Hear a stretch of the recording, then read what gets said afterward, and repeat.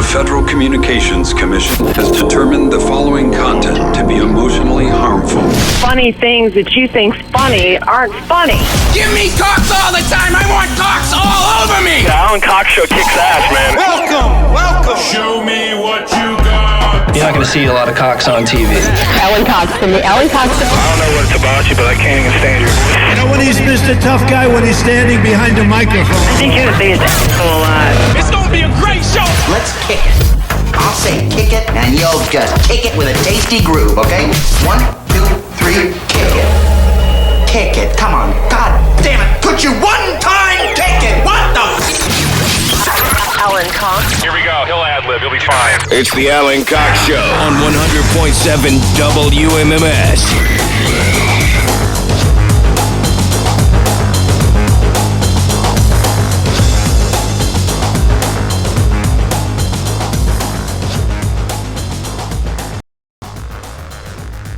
How are you? Good.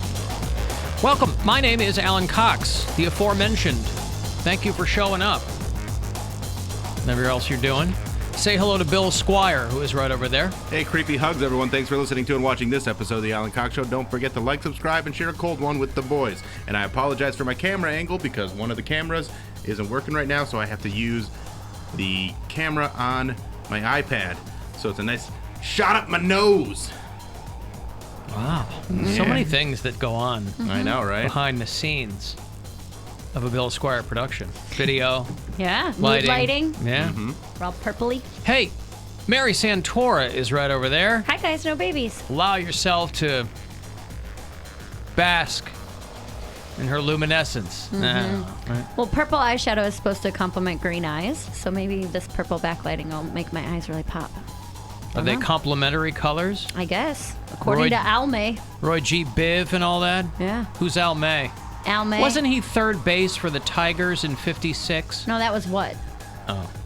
Hey, say hello to Poundcake, who's back behind the glass. Afternoon, white people. Happy hump day. It is hump day, isn't it? If you'd like to join us on the phone, please do. 216-578-1007.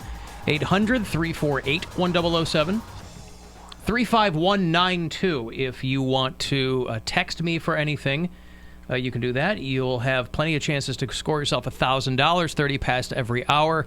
We're doing something that we cleverly call Go Fund Yourself because it sounds like something else, but it's money. Go fun yourself. That's right. It's supposed to be Go Fun Yourself. Remember when you were growing up and people would say, Go fun yourself, and then you'd run off and have a little me time, and you'd have a lot of fun. It's along those lines, except this has money involved with it. So 2:30, you'll have another chance to do that. There are plenty of things with which to spend your time at AlanCoxShow.com. Of course, you can watch the live show there. We have something called Public Freakout of the Week. If you missed Poundcake laughing incessantly at Taylor Swift's pain yesterday. Nice screen grab, by the way. Oh, well, I mean... Of you laughing? Of you crying laughing at someone that went through a breakup 10 years ago? 10 years ago. Yeah. He couldn't have found a better screen grab than that photo of you. Your head thrown back in laughter. Mouth wide open. I got a couple of letters from people. They were, quote, grossed out at Poundcake laughing at other people's pain. And I'm like, of course are you a new listener to the show? Because if you are... welcome, bienvenue, willkommen. But also, that's what our chief petty officer does over there. Whether it's Britney Spears, whether it's Taylor Swift, he's there to laugh at whatever life-changing events have thrown them into the depths of despair. Leave Britney alone! Yeah, remember that dude? He's under a sheet. Leave Britney alone! He's actually a porn star now. Of course he is. Chris Crocker? Of course that was he his is. name. Yeah, now he goes by Kidney Cracker.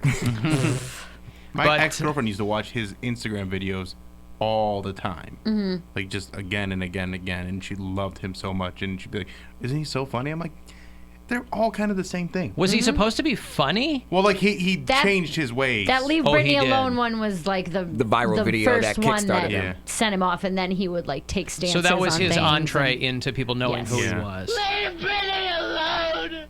I don't think I made fun of her. I don't think I just was giving you knowledge on what's up with her and why she looks like she's ticky ticky boom boom and like a fembot. What is ticky ticky boom boom? Like she's about to smack another SUV with an umbrella. Like she's about to be off the chain.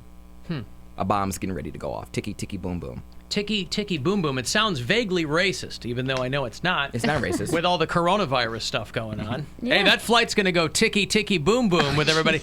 They got surgical masks on and Dude, it's a whole thing. There was a huge crash on 90 on my way here. There was like a car on fire and they were putting it out. It was nuts. On your way here? Yes. I thought you were talking about when we were leaving yesterday. No. I was like, oh my God. That was annoying too. last night. That was just like a car that got sideswiped or something over right by here. 77, like just right there in that intersection. So it just took like 20 minutes just to get to the highway. Super annoying. Yeah, you were right next to me, and then I was like, let me cut around, Bill. I could hear your music. It's so loud. What was he crying to?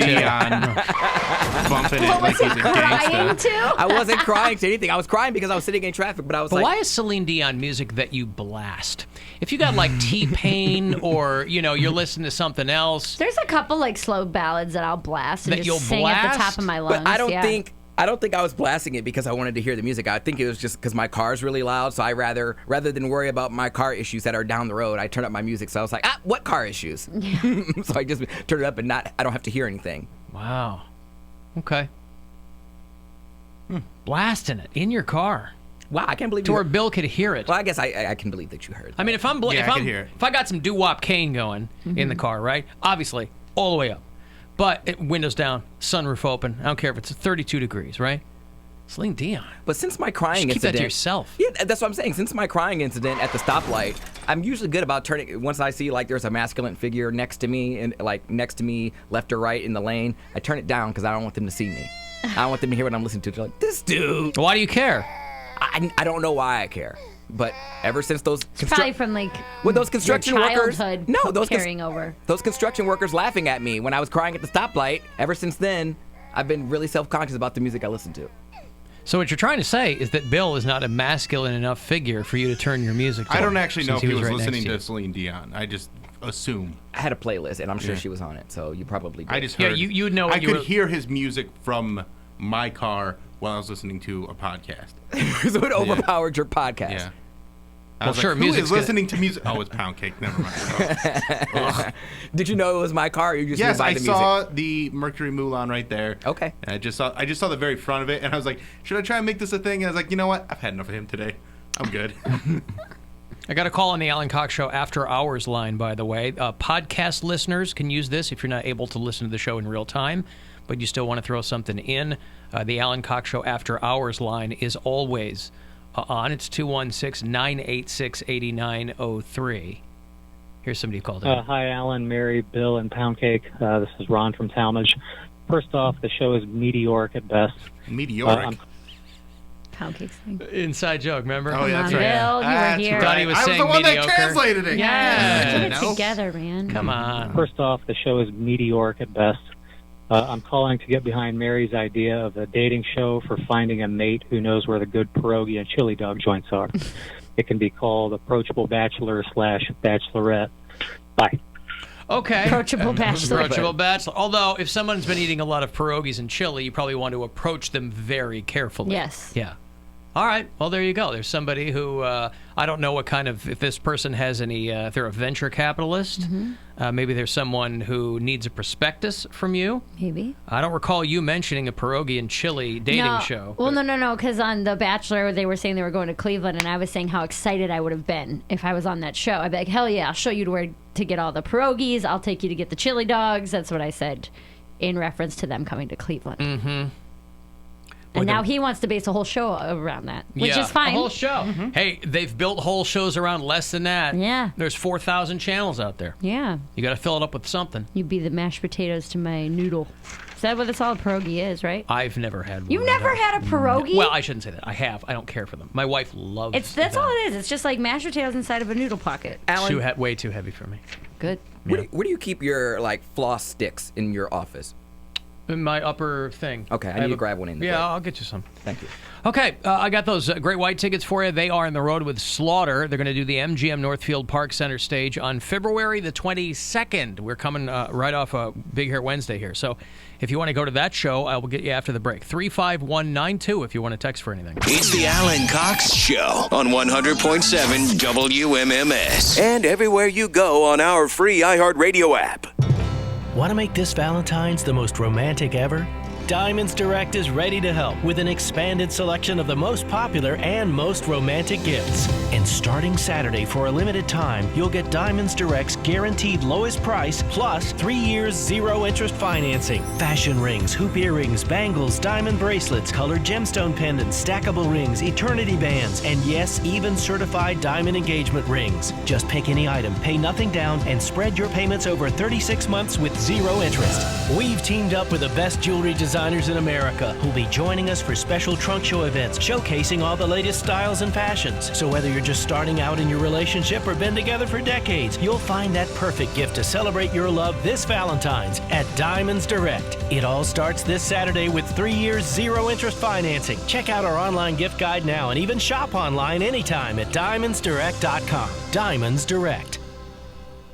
Are you thinking about selling your car, but don't want to deal with all the headaches? Then bring your vehicle to any Ganley Auto location, and you could get a check on the spot. Still owe money on it? No problem. At Ganley, we can pay off your loan. That's right. At Ganley, we don't just sell cars, we buy cars too. For the location nearest you, visit us online at GanleyAuto.com. That's GanleyAuto.com. Many claim to be in the heart of it all, but only one address lives up to it: the Terminal Tower Residences. Cleveland's most iconic landmark is ready to welcome you home today. 1 and 2 bedroom floor plans, each designed with a stylish blend of classic and contemporary, feature brand new construction with 10-foot ceilings and stainless steel appliances. Plus, residents and tenants enjoy 24/7 concierge security, 15th floor rooftop deck, community lounge, and fitness center. Indoor and underground parking are available. TerminalTower.com, a K&D Group community. Hey, it's Alan. Join us for the 10th annual Alan Cox Show Polar.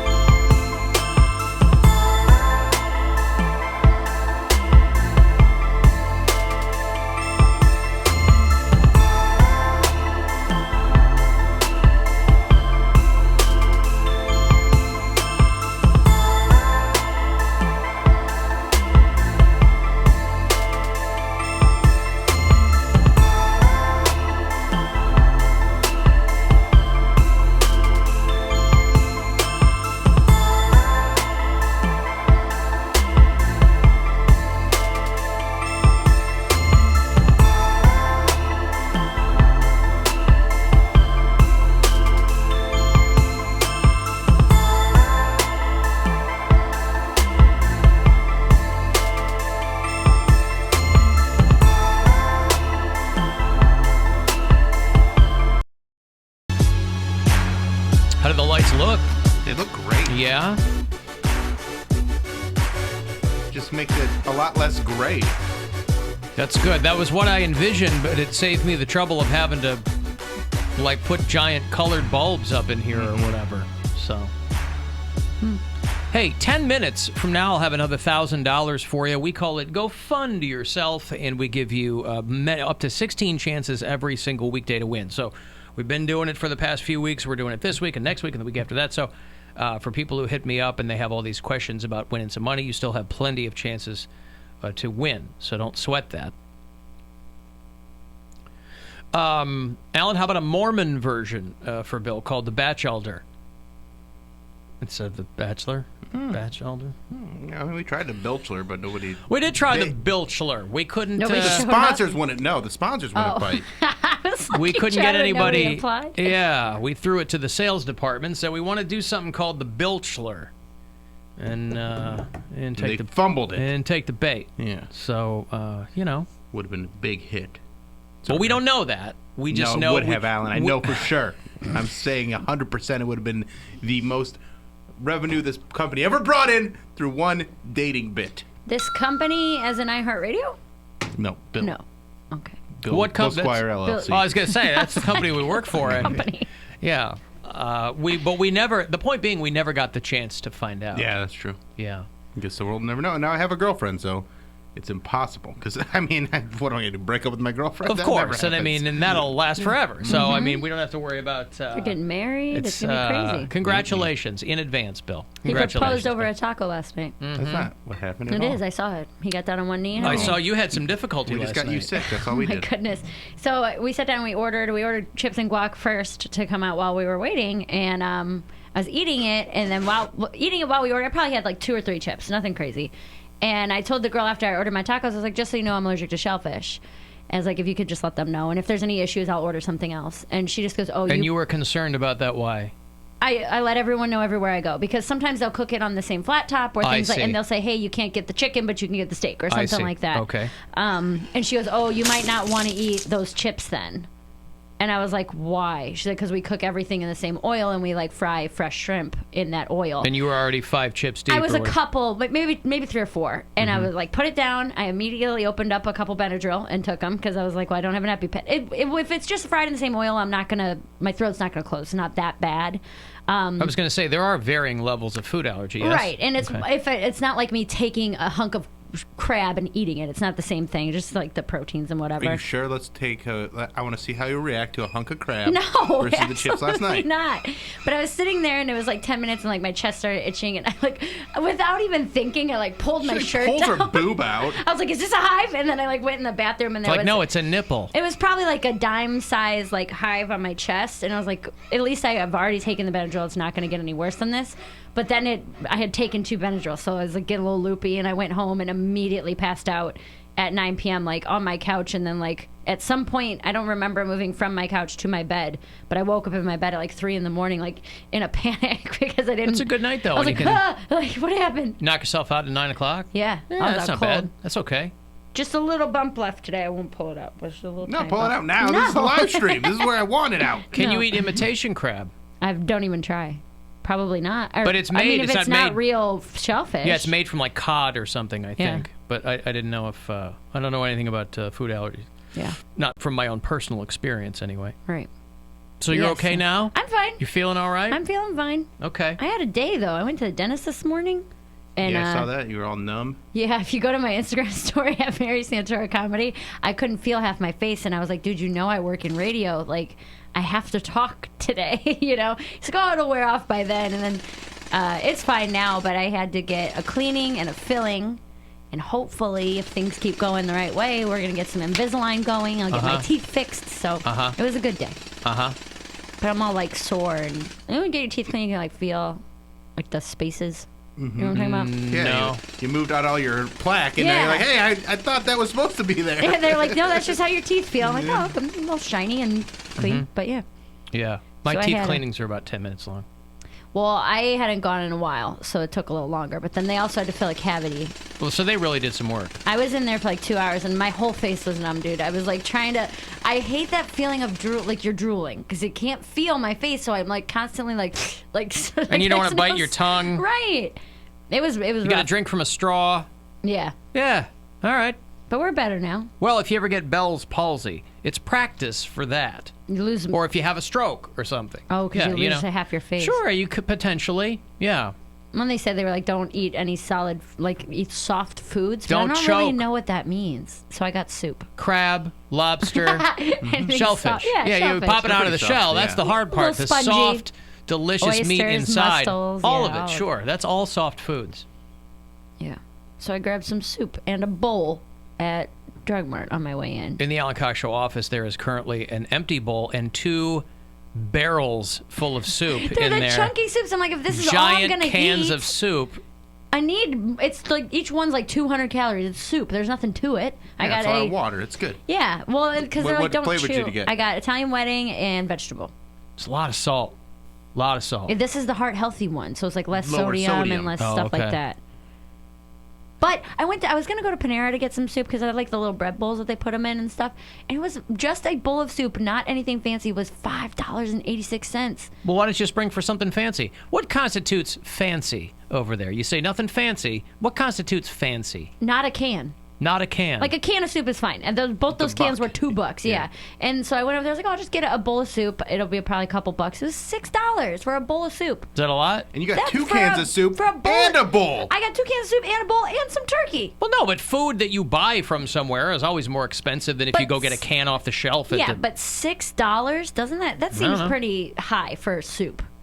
I feel like you can make a vat of soup for $6. because they're giving you an edible bowl, Mary. I couldn't eat it You anyway. can eat the no, bowl. just the cup. Just the cup. The bread bowl was like $8. Yeah, but those bread bowls are so good. They are, but that's ridiculous. Isn't that ridiculous? I guess. I mean, $6 Panera. for Panera's a cup of expensive. soup or a bowl of soup. I mean, I how don't good is the soup? If it's good soup, then it's It's worth chicken it. noodle soup. It is good soup, but for $6, I was like, forget that. I I'll don't go buy a understand. bowl. I don't understand the compulsion to eat the container.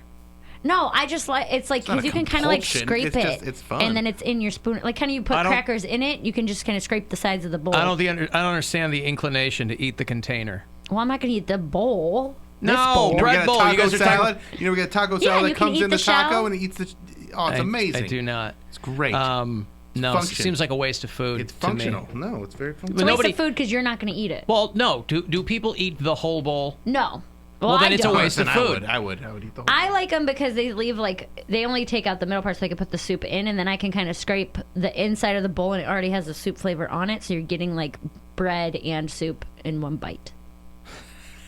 But it's different because it's already listen, like I soft. actually haven't had a bread bowl in probably 15 years. It's been a long time for me But too. who's counting? I mean, isn't it time to get yourself back into bread bowl territory? Maybe I'll have then? one tonight. It's been too long. Clearly, too long. I just think you're- that's too you're much money. pining for it. I mean, even I can't see Bill, but through the screens here, I can hear the wheels turning when he mentions bread bowl. I can see the little like hearts in his eyes when he thinks about it. 15 years. Here's That's what a I'm gonna long do, Alan. time. I'm going to take a piece of bread, and I'm going to turn it into a bowl, and then I'm going to fill it with sandwich toppings instead of soup.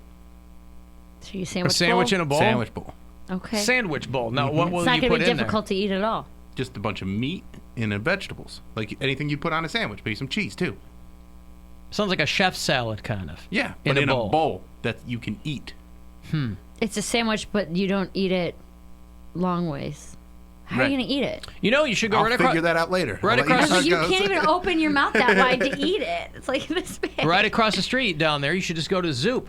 Go to Zoop. I've been in there before, and I just wanted like a basic type of. They always have weird soup. They don't have just like chicken noodle No, they or sure don't. Italian They wedding sure or don't. you know what I mean. They always have some. Well, they're artisanally crafted soups. Well, that's not what I wanted. It's just like I 79 wanted flavors chicken of ice noodle cream. soup. They have that with soup. Yeah. Can I get moon pie soup, please? Oh, they don't have the same flavors as they do of ice cream. No, as no, soups.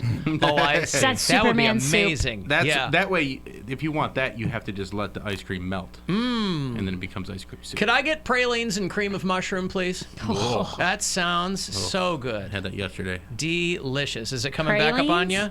Yeah, I'm kidding. Oh. About 20 minutes before the show today, the bottom fell out with me, and I don't know what was going on, but I was in Your there. bottom? the bottom fell out, and I was like, something's going on, boy. So I hope it's nothing. I don't know. You okay? How do you feel? I don't know. I got back from China. I took that trip over the weekend. I don't know what's up. I was partying at Miami University. I hope everything is okay. Now all of a sudden you want to be ninja. Man, that's the last time I go down there to a place I'd never been before. The old duty scoots. The old... No, Duty Tooth is what I was thinking. Dude, scoot boogie. Right. I got Blowing out the bottom of my pants. If that's how the song goes, then yeah, I like it. I just heard it over the weekend at a wedding. Still couldn't tell you anything about the song other than Boot Scootin' Boogie. Oh no, that's Duty all. Scootin' Boogie. Yeah, but I don't know how the song goes. Throw back a bottle of beer. Okay, I'll take your word for it. I mean, that could be any song, but I don't. Sometimes you need to go cheer. Okay, it's not helping. Thank you, though, for your attempt. Welcome. Yeah, $1,000 for you. It's a shot for you to go fund yourself. Good luck. Hey, it's Rover. Go fund yourself. We have your shot at $1,000 now. Text the nationwide keyword SAVE to the number 200-200. You'll get a text confirming entry plus iHeartRadio info. Standard data and message rates apply in this nationwide contest. That's SAVE to 200-200. Good luck and go fund yourself from 100.7 WMMS. I was just singing Zoot Suit Riot, not Boot Scootin' Boogie. Boot Scootin' Boogie is a country song. Yes, it I is. knew that. I was like, what are you Who's doing? playing Zoot Suit Riot at a wedding in 2020? That's what I was saying, Zoot Suit Riot. And how did you know Boot Scootin' Boogie is not the same thing. No, I understand that.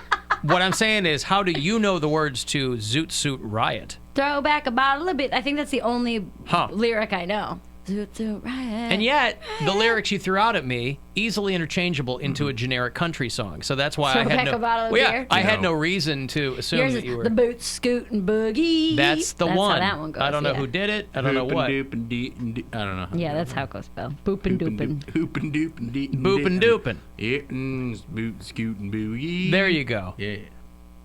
Brooks and Dunn. Brooks and Dunn. Brooks and Dunn. Do you have me on video? Yeah. Did you see the teacher going off? This is a band teacher, by the way. I get the vibe that maybe he's a gambler and lost a lot of money on the Lakers. The teacher who sits there, and of course, your students are always recording you now, if you're a teacher, and they record him going off on Kobe. He was the most selfish player ever. It's his fault that the helicopter crashed. Oh my goodness. The whole thing. The guy's like It was worse sitting. than your Taylor Swift thing yesterday. Sitting across. I just laughed. Remember what that was like? Wasn't very good, was it? He was one of the most selfish players.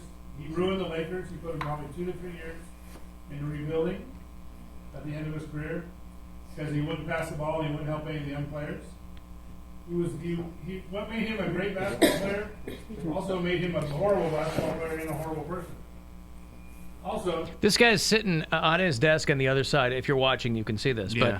But like between him and the kids are like, Marshall stacks and sound racks, and there's like it's a not trombone. really a visual thing. No, but it's a band class, that guy raped a girl and got away with it. He raped her. Okay? And his money and his power got away with raping a young lady. By the way, I thought years later that girl recanted her confession. Is that just hearsay or no? I don't know. People sent me a bunch of stuff because I said there's a lot of stuff that I'm unclear about, and I don't like to have a hard opinion on something when I don't know the That's facts. right. And I'm not saying he did or didn't do it. I'm just saying I don't know. Yeah. And people are like, well, here's all the evidence one way or the other. And Evidence. I'm like, this isn't evidence. This is people like conjecture. And someone sent me like this article. Plus, you could have found all the information they gave you. I looked it up. Yeah. I looked everything that people sent me. I had already read. Yeah. And I'm like, these are snippets from a police report that I don't actually see the police report, so I don't know for sure if that's actually how it went down. Mm-hmm. These are people saying, well, in this police report, she said this, and then it's like going in and out of what they say in the police report. That's not the whole police report.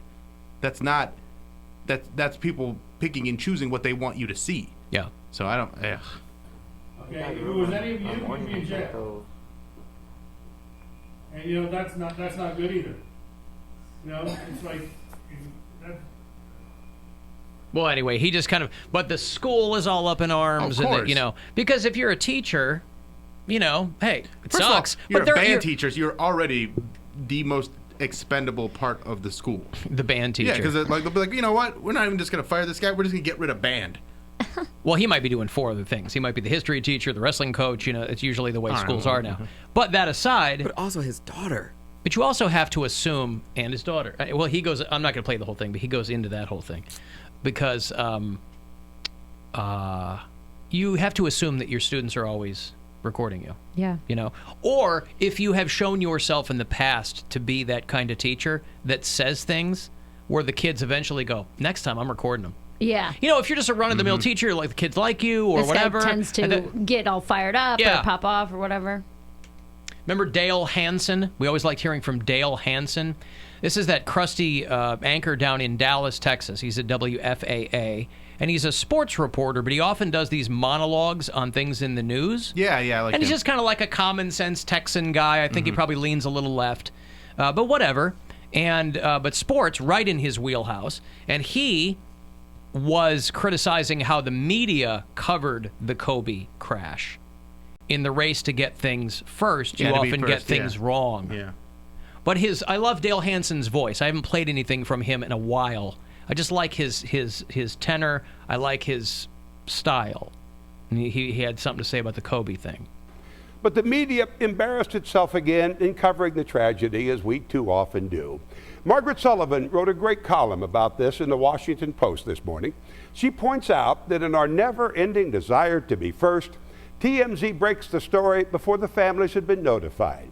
An ABC reporter says all 4 of Kobe's daughters were believed to be on the flight, then says he hopes it's not true, which begs the question, why did he say it if he didn't know? Even the BBC messed it up. They ran pictures of LeBron James while talking about the death of Kobe. And Twitter, in all its glory, illustrated the story with a picture of the sex predator Jeffrey Epstein in their Bryant news.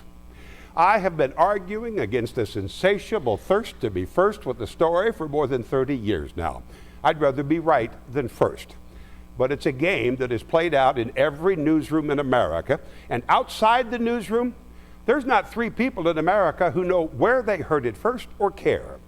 When we live in a world where the media is referred to as the enemy of the people, providing our critics with the ammunition they need hardly makes our industry better. Did you see that clip from the BBC No. when they were talking about Kobe Bryant, and it's all LeBron footage? Wow, I did not see that. That's really upsetting. It was pretty wild. I remember I saw it from TMZ, but they only said Kobe Bryant. They confirmed Kobe Bryant, and then later they confirmed Gigi was with him. But I don't think they were one of the ones that got anything wrong. Yeah. So TMZ is one of your more trustworthy news sources. Also not the most ethical because they'll put stuff out right away without consent from everybody involved. TMZ's a real double-edged sword. Yeah. Shaquille O'Neal, who had a very complicated relationship with Kobe on the Lakers when they played together, were still pals and said he hadn't actually talked to him. They were doing NBA coverage on TNT last night, and Shaq was having a hard time with everything. The fact that we're not going to be able to joke at his Hall of Fame ceremony. We're not going to be able to say, hi, I got 5, you got 4. The fact that we're not going to be able to say, if we would stay together, we could have got 10.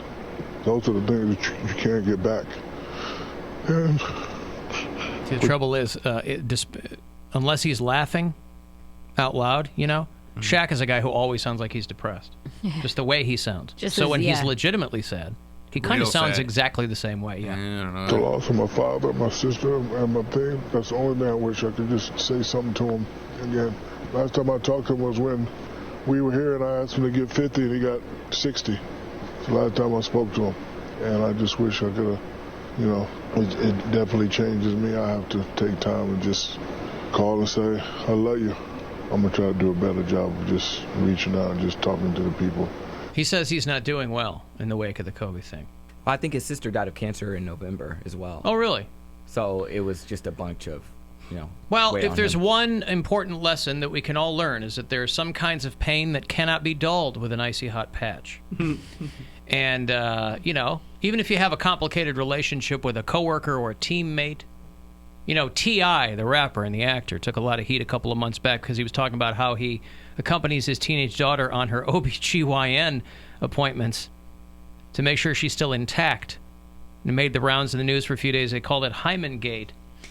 And this guy was all over Instagram. I love my daughters. I'm so sorry. There's this wave of people kind of hitting people up they haven't talked to for a while, or they feel that they've, been unfair to them or whatever, family or friends or whatever, in the wake of this Kobe thing. I'm not doing well. I'm sick. I'm just getting over the death of my sister. I haven't eaten. I haven't slept. And I know some idiot's going to bring up the relationship with me and Kobe had. All the stuff that is documented between us, it was never a dislike. It's just, listen, this is what brothers do. I have a younger brother. We fight all the time. But guess what? I love him. And I love Kobe Bryant. I'm the first to say, hey, I got 4 rings, and I know I couldn't have got 3 without him. We still are the best duo ever created. That's not going to change, but I wish at 60 and 70 in the old folks' home or on the show, we could talk about it. For me, this is going to hurt a long time. You got to give him that, though, right? Best duo? Kobe, no, for him to say that, you know where it's coming from. Right. I think quantifiably not true, but Yeah, again, he'd be like, well, Jordan Pippen was better. But Jordan Pippen was better. I mean, obviously, Jordan Pippen was better. Dr. J and Steve Nash, much better. Not right? a Those thing, guys, no, they a didn't. 1-2 punch, Bill. No. Kevin McHale and Tony Kukoc. They weren't on, unstoppable, not Mary. even If you go back and in watch the same era. If you go back and watch the footage of these guys, right? Jason Kidd and Lil Bow Wow. Kevin Garnett and David Robinson. Boom. Yeah. Boom. Shakalaka. That's where that came from, right? Penny and Anthony Hardaway. That was a pretty good That combo. Well, Big Penny and Little Penny was a great combo. That was more of a Fight Club thing, but yeah. All right, listen, I've got a break. Joe Bonamassa, you like your blues and your rock and roll, a little bit of peanut butter and chocolate. He's going to do 2 shows over at Playhouse Square. I'll hook you up for one of them in a bit. 35192 on a text for anything, or you can find us at AlanCoxShow.com.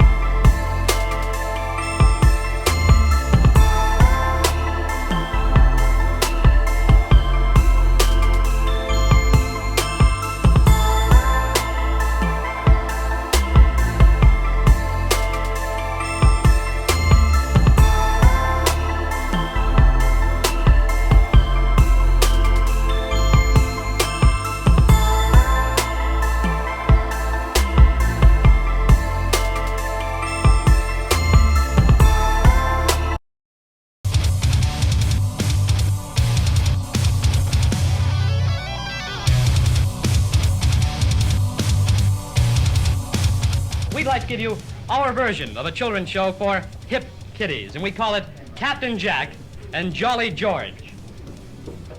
Hi, kids. It's time for Captain Jack. That's me. And Jolly George. That's me. Hey, what a show we got for you today. Oh, boy, we always have a good show for you, don't we, kids? Not like watching that square old Miss Dingaling or anything like that, huh? Hey, kids, remember yesterday on Cartoon Time? We left Clarabelle the Clown and Hermie the Hermaphrodite all hung up in the back room. You see, what they were trying to do, they tried to hide the booze before Clarabelle's mommy came in. Yeah. Hey, now how about you kids out there? You managed to get the booze hidden before mommy staggers home? Oh, let's watch that now. Mommy don't want to see you getting smashed, too. Now, I'll tell you what you do, kids. You watch and see where Daddy hides his booze, and then you put yours in the same place. And then if she finds it, he gets busted, not you, see? Yeah. It's so much fun seeing Daddy get all hung up like that. Yeah. Hey, kids, today is absolutely the last day to send for your Captain Jack and Jolly George Jr. Junkie Kit. Right? Yes. You've got to have this kit. Oh, boy. You've got to have it. And why is this the last day? I'll tell you why, kids. We were down at Tijuana, and our dealer has been busted by the fuzz. Yeah. So we're running just a little This is short an of old stuff. bit called Captain Jack and Jolly George. That is Jack Burns and George Carlin when they were a comedy team, probably in the mid-'60s or whatever.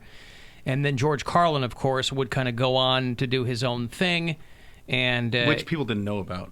What's that? They only know about that clip you just played. Yeah. They're not aware of his solo career. Once George Carlin, he really fell off the map once. Right, but they were kind of doing that, they were kind of doing the 1-2 punch kind of shtick for a while. And then Carlin went from being a straight-laced guy to being in full bloom as a hippie, which he did relatively later in his life. He was in his late 30s when he kind of became the George Carlin everybody knew. And then Carlin died 11 years ago. Jack Burns just died. Jack Burns was, if you were young enough or old enough to remember, he was also a comedy partner to a guy named Avery Schreiber, who was, again, this is my generation and before. You guys probably wouldn't know it all. But Avery Schreiber was a guy who was pretty well known back in the 60s and 70s, too. He did Doritos commercials 100 years ago. But Jack Burns had a couple of comedy partners. He worked on Saturday Night Live for a bit. He was one of the original writers for The Muppet Show. And he died. He was 86 years old. He was living in a convalescent home. Are these all the ideas that got rejected from the Muppet Show? Yeah, Captain Jack and Jolly George, right? It's like, these are the things I want to talk about. We'll start our own show. That's right. And he had just celebrated his 31st year of sobriety in December. So there you go. So he kicked off his comedy career as one half of the comedy duo with George Carlin. And then they would go their separate ways after that. I just don't know how sober people go on vacation.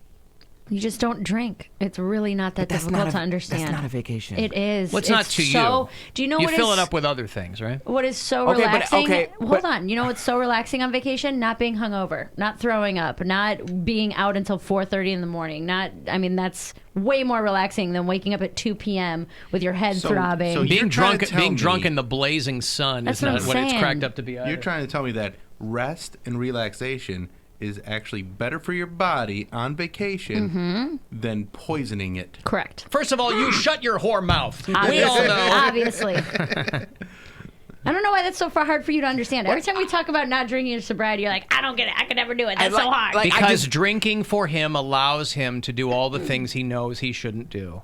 And so without But drinking and smoking without those vices, he would have to come face to face with who he is as a person. Well, who he wants to be and what he wants to project. And But Poundcake's a guy's like, I'm going to do my dirty. I'm going to drink my drink. And the drink, it's true. The drink is the security blanket. Yeah. But I just can't imagine, you want to go to a new city and have a night on the town, or you go to clubs and you're like, you're going to be sober, not drink or smoke. Is that you don't really... I don't really go to clubs anymore. But I like to dance. I want to so dance. So do I. I love dancing. But there's nothing alluring about going to a club with a bunch of sweaty people and not being intoxicated. It's not. So maybe not fun. that should tell you something about the activities that you're choosing to do. If you have to be drunk or wasted or high to enjoy do them, sweaty people, then they probably aren't things that you like to begin with. I like it. No, you don't. If you can't do it sober, I don't think you really like it, to be honest with you. Well, no, I think that aren't you those are environments where you're probably not going to run into a lot of other straight edge people, and you don't want those kinds of people, right? You want people that are making as bad a choices as you are. But I don't really think getting drunk is like a bad choice. When you're irresponsible with it, yes, it's a bad choice. But I think once I have a little sip and I dance to the music, I have more fun. You never would have met me whole if you'd been sober. I was sober. I was like 19. Oh.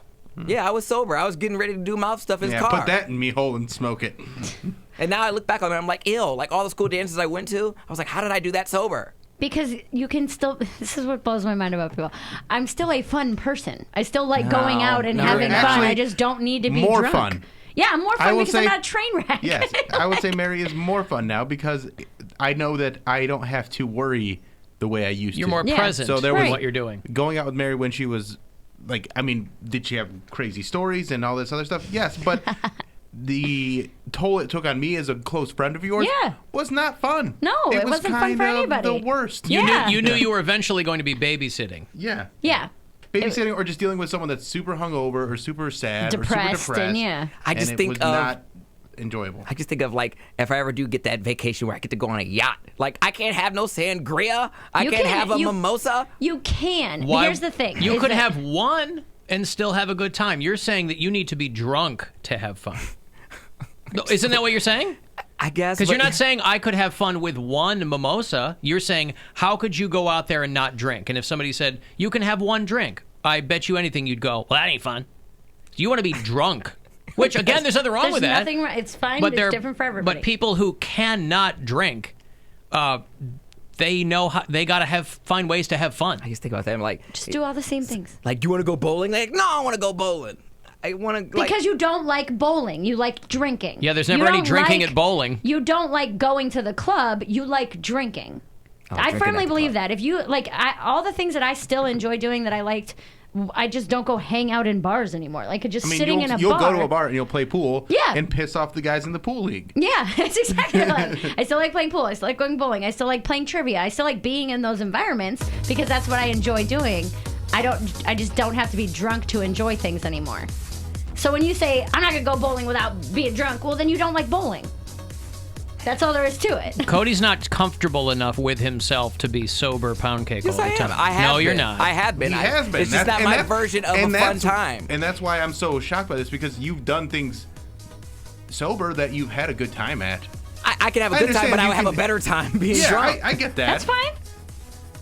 Like You have a better time because you're not as in your head about it. That's well, what no, it is. and in his it takes you out of it. A in couple his drinks takes you out of defense, it. you don't have to get Mary blackout drunk. No, I totally get that. You were going to the extreme. Like I like 100%. being drunk too. Yeah. I mean, less and less the older I get because it's just I don't care that much anymore. Right. I'd be fine not drinking at all. Right. But I like drinking socially or whatever. But I'm not blackout. Right. Ever.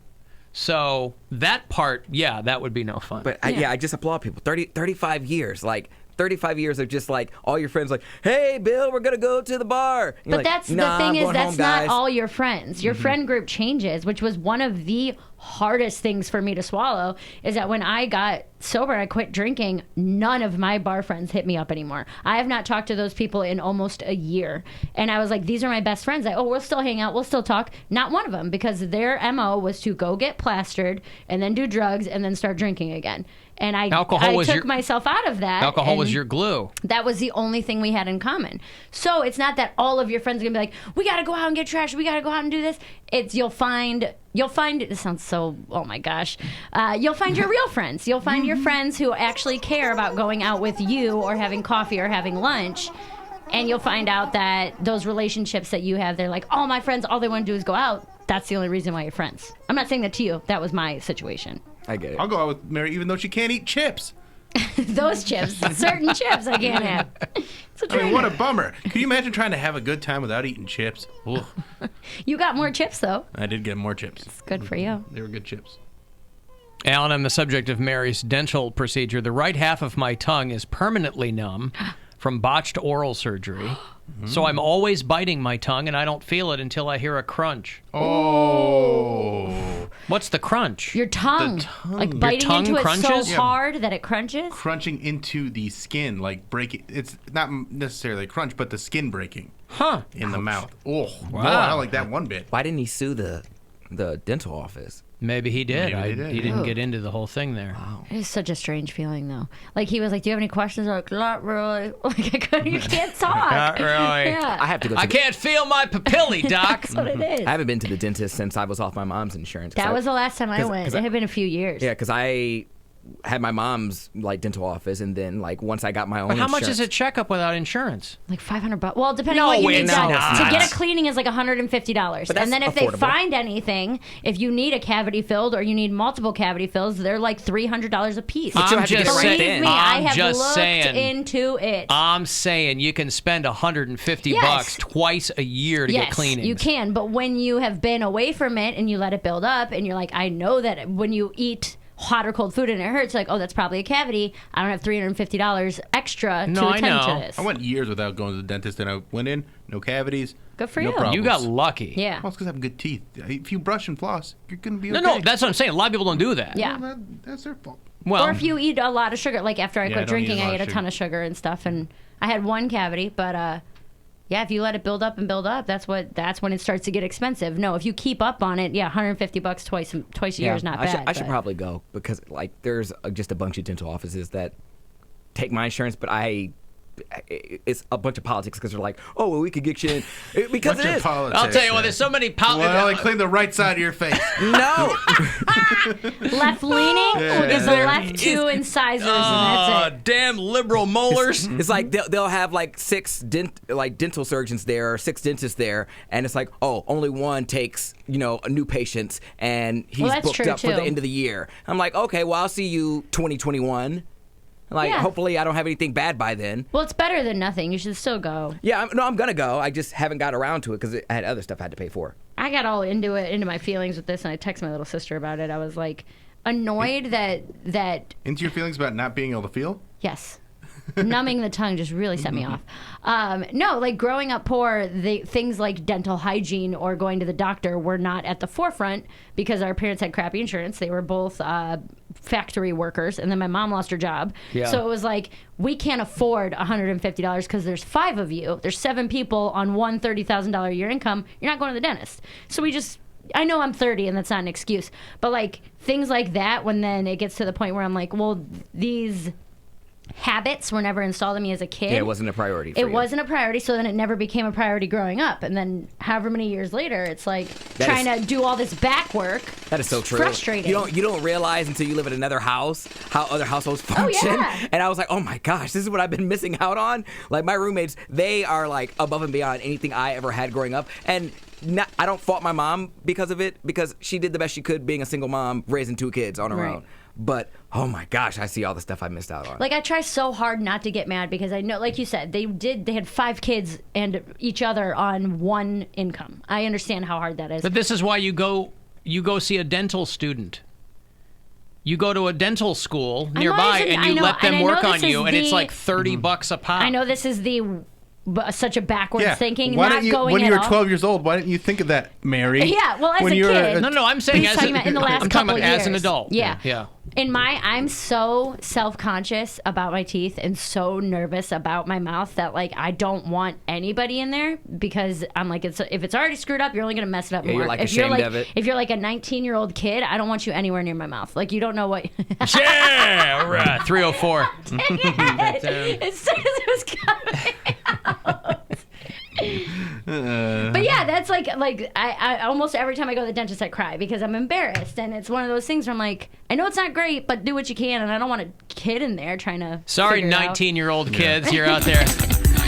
You don't But they're want a also 19-year-old kid dentists. anywhere near their mouth. And they see your teeth and they're like, ho, ho, ho, Oh, here we go. We got some money coming in. I know, right? I'm going to get a deck. It's Right. going to be good. But that's why, the stereotype about British people is their teeth are awful. Mhm. Except because of socialized medicine, it's actually worse in the United States. Yeah. English people's teeth way better Yeah. than Go- people in America. Go I'm watch sure. TikTok. Yes. Bad teeth are everywhere in America. Yeah. They scared me. They were showing me all these The big book of British smiles. Well, they were like horrible teeth, and like what happens if you like don't floss, and like I felt like a kid again because I'm so inexperienced going to the like I was sitting there and she's like, this is, and it's like black, and yeah, she's like, this is what it'll be if you don't floss every day. I'm like, yes, ma'am, I'll floss every day. Those documentaries where the kids have dew mouth Right. in Appalachia because they Yeah. just drink 2 liters of pop all day long. They got like the mobile dentistry bus driving around. I always have pulling trouble- kids' teeth. I always have trouble flossing just because I have that permanent retainer in the back of my mouth. So it's like getting around that. I'm like, this is the worst. Did you use those things I gave you? Oh yeah, but Oh, like okay. it doesn't get it all, and I'm constantly licking like the back of my teeth because I'm like, oh, there's stuff back there, there's stuff back there. Well, that's what they go in with all their tools and get rid of it.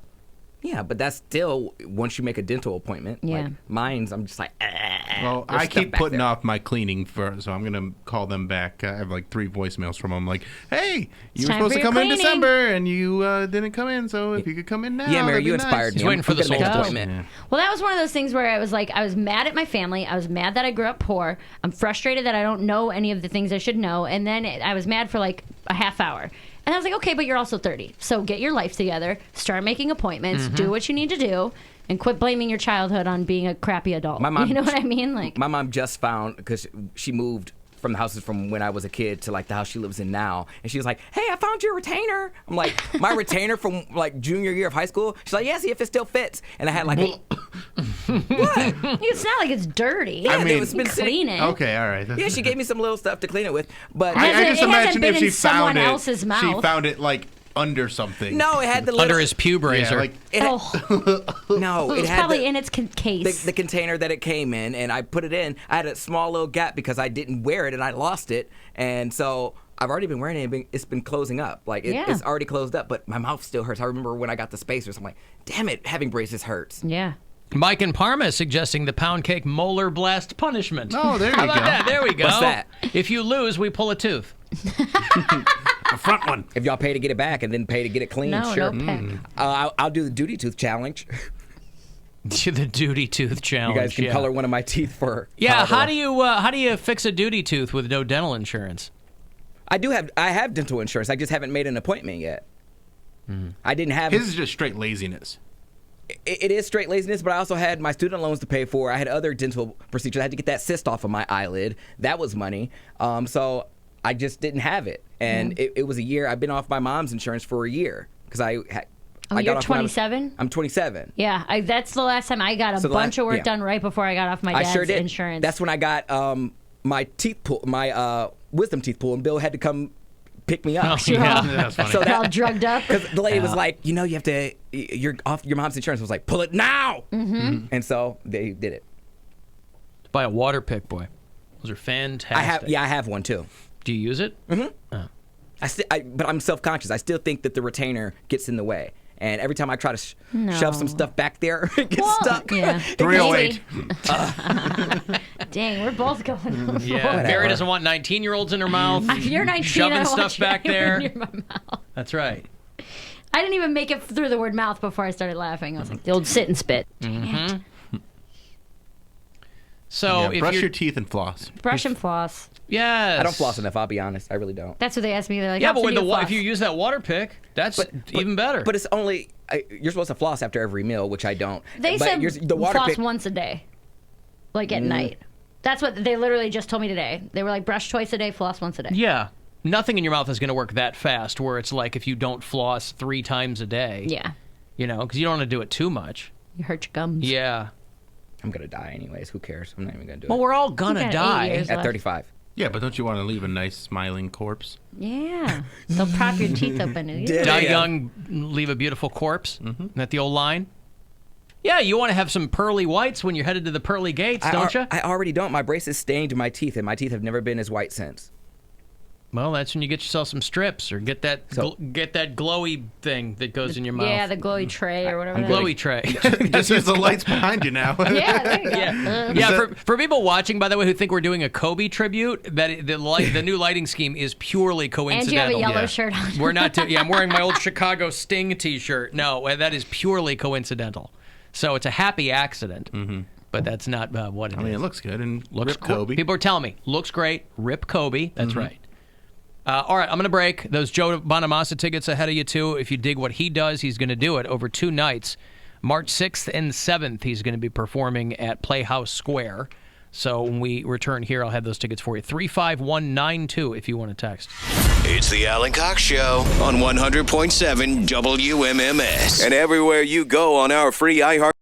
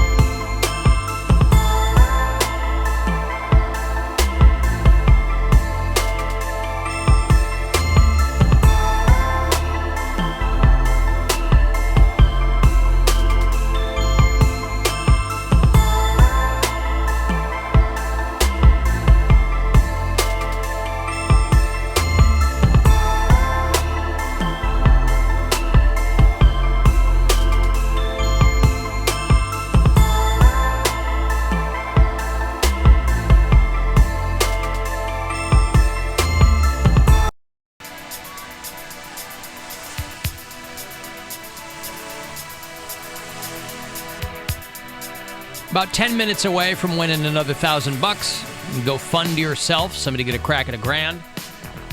Want to send me a text? You can, 35192. If you listen to the show on iHeartRadio from out of state, tell me where you do that. We'll make sure that you're on the map of Bureau Chiefs. Mary is a listener in D.C. Corey listens in Sterling Heights, Michigan. Steve is in Currituck, North Carolina. Ruby is down in San Antonio. Sean's out in Littleton, Colorado. And keep in mind, the Alan Cox Show After Hours line is always available to you if you are a podcast listener. Don't listen in real time but still want to throw in on something. You can always call that number. It's 216-986-8903. Or if you listen here in Cleveland, but just don't get to us while the show is on. Either way, that phone line is always open to you. Cavaliers broke their one-game winning streak. Oh, is it a streak if it's a win? Yeah, well, listen, baby steps, right? Mm-hmm. That's what I'm calling it. They had a one-game winning streak against the Pistons. They got beat by the Pelicans last night. 125-111 was the final. They're off tonight, and then tomorrow still here at home at the Romo Fijo to play the world champion Toronto Raptors at 7 o'clock tomorrow night.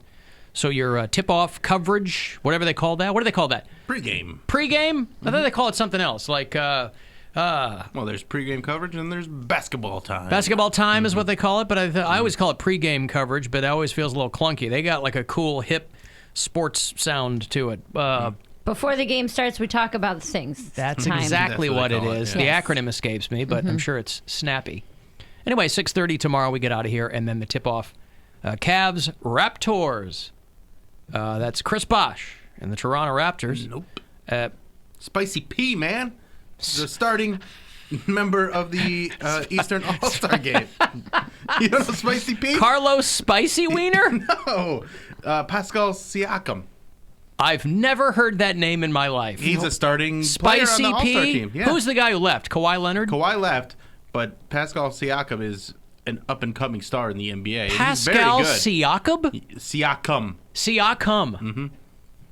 Siakam back now. Here. Yeah. That's what they do with the thing. And his nickname is Spicy P. I like Spicy P. Yeah. Why is it Spicy P? Pascal Hooks up with a lot of Siakam. chicks and doesn't wear a condom. So he's from Cameroon. It burns after you're with him. Yeah. Merry New Year! I'm from Cameroon. He's got the super Gundarina. All right, there he is. Pascal Siakam Yep. is a Cameroonian. I didn't know people from Cameroon were Cameroonian. Oh. All right, plays for Toronto. He played college basketball at New Mexico State. He's 25. Makes $2.5 million a year, ladies. Oh, boy. All right, so... He's about to get paid, too, because I think this is Spicy a contract P. year. Yeah. He's going to get a max contract.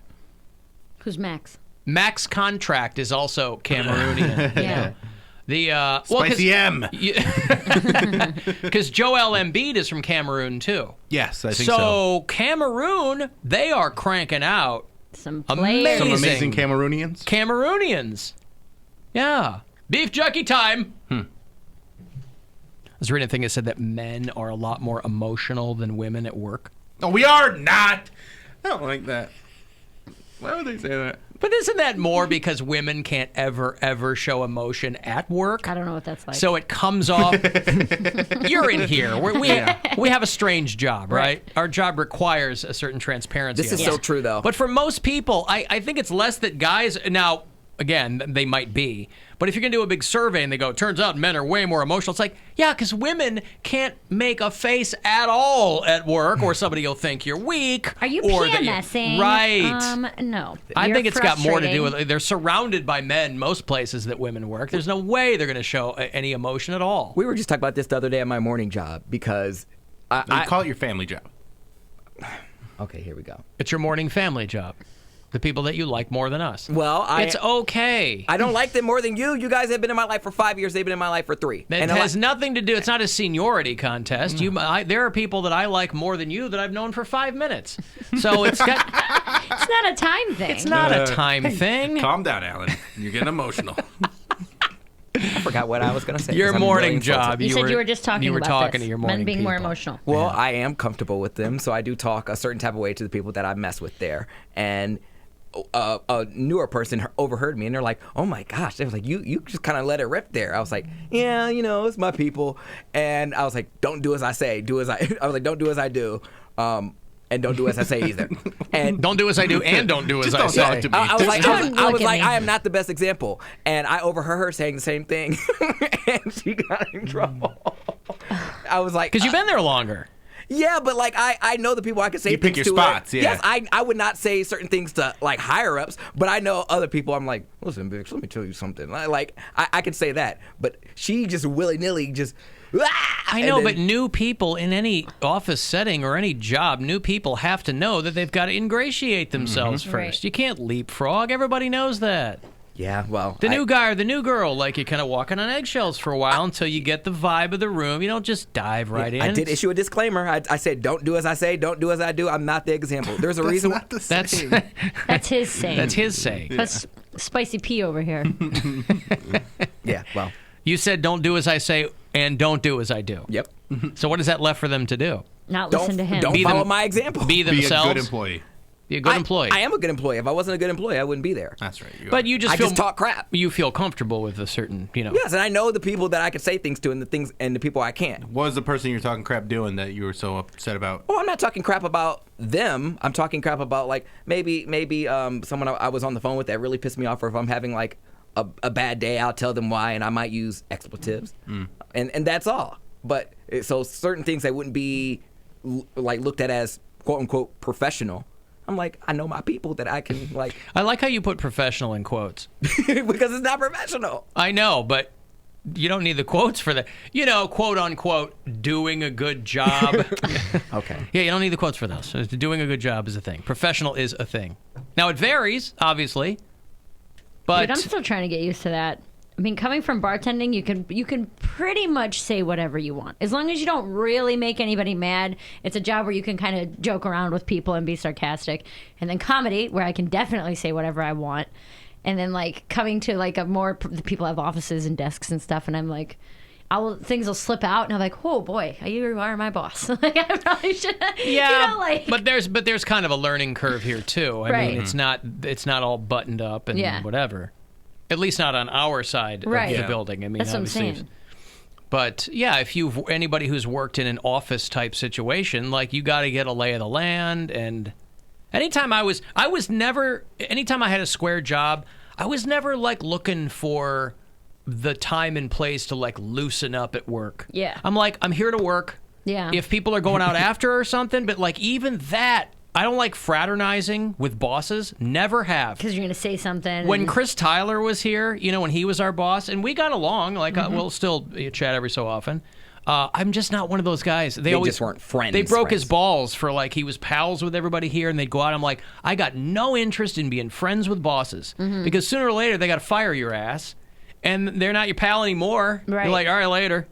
So I never saw the value in that. So when some people go out and they get drunk around their boss and they're like, woo! Like, yes, you're out with your boss. You're not in the office. But they're going to remember, at least know if your boss is at the same level. If they're drunk too, don't sweat it. They're standing there looking at you and you're the one. One glass of wine. That was what was getting me in trouble with like going to comedy clubs. Because it's like, it's still a business. You can still get fired from a weekend. They can tell you not to come back. You're being paid to do a job. So I would be drunk and I'd like run my mouth about something or talk smack on somebody, and then I wouldn't realize it until the next day. And they're like, "Hey man, like that comic is really good friends with the manager or whatever." And I'd be like, "Yeah, you don't know what connections you are. have no idea." So that's when drinking started getting in the way of those kinds of things. When you're just like, man, because it's a weird job because it's fun and it's nighttime and everybody's having a couple beers after the show, and then you just run your mouth. Jobs that are inherently more like performance kind of,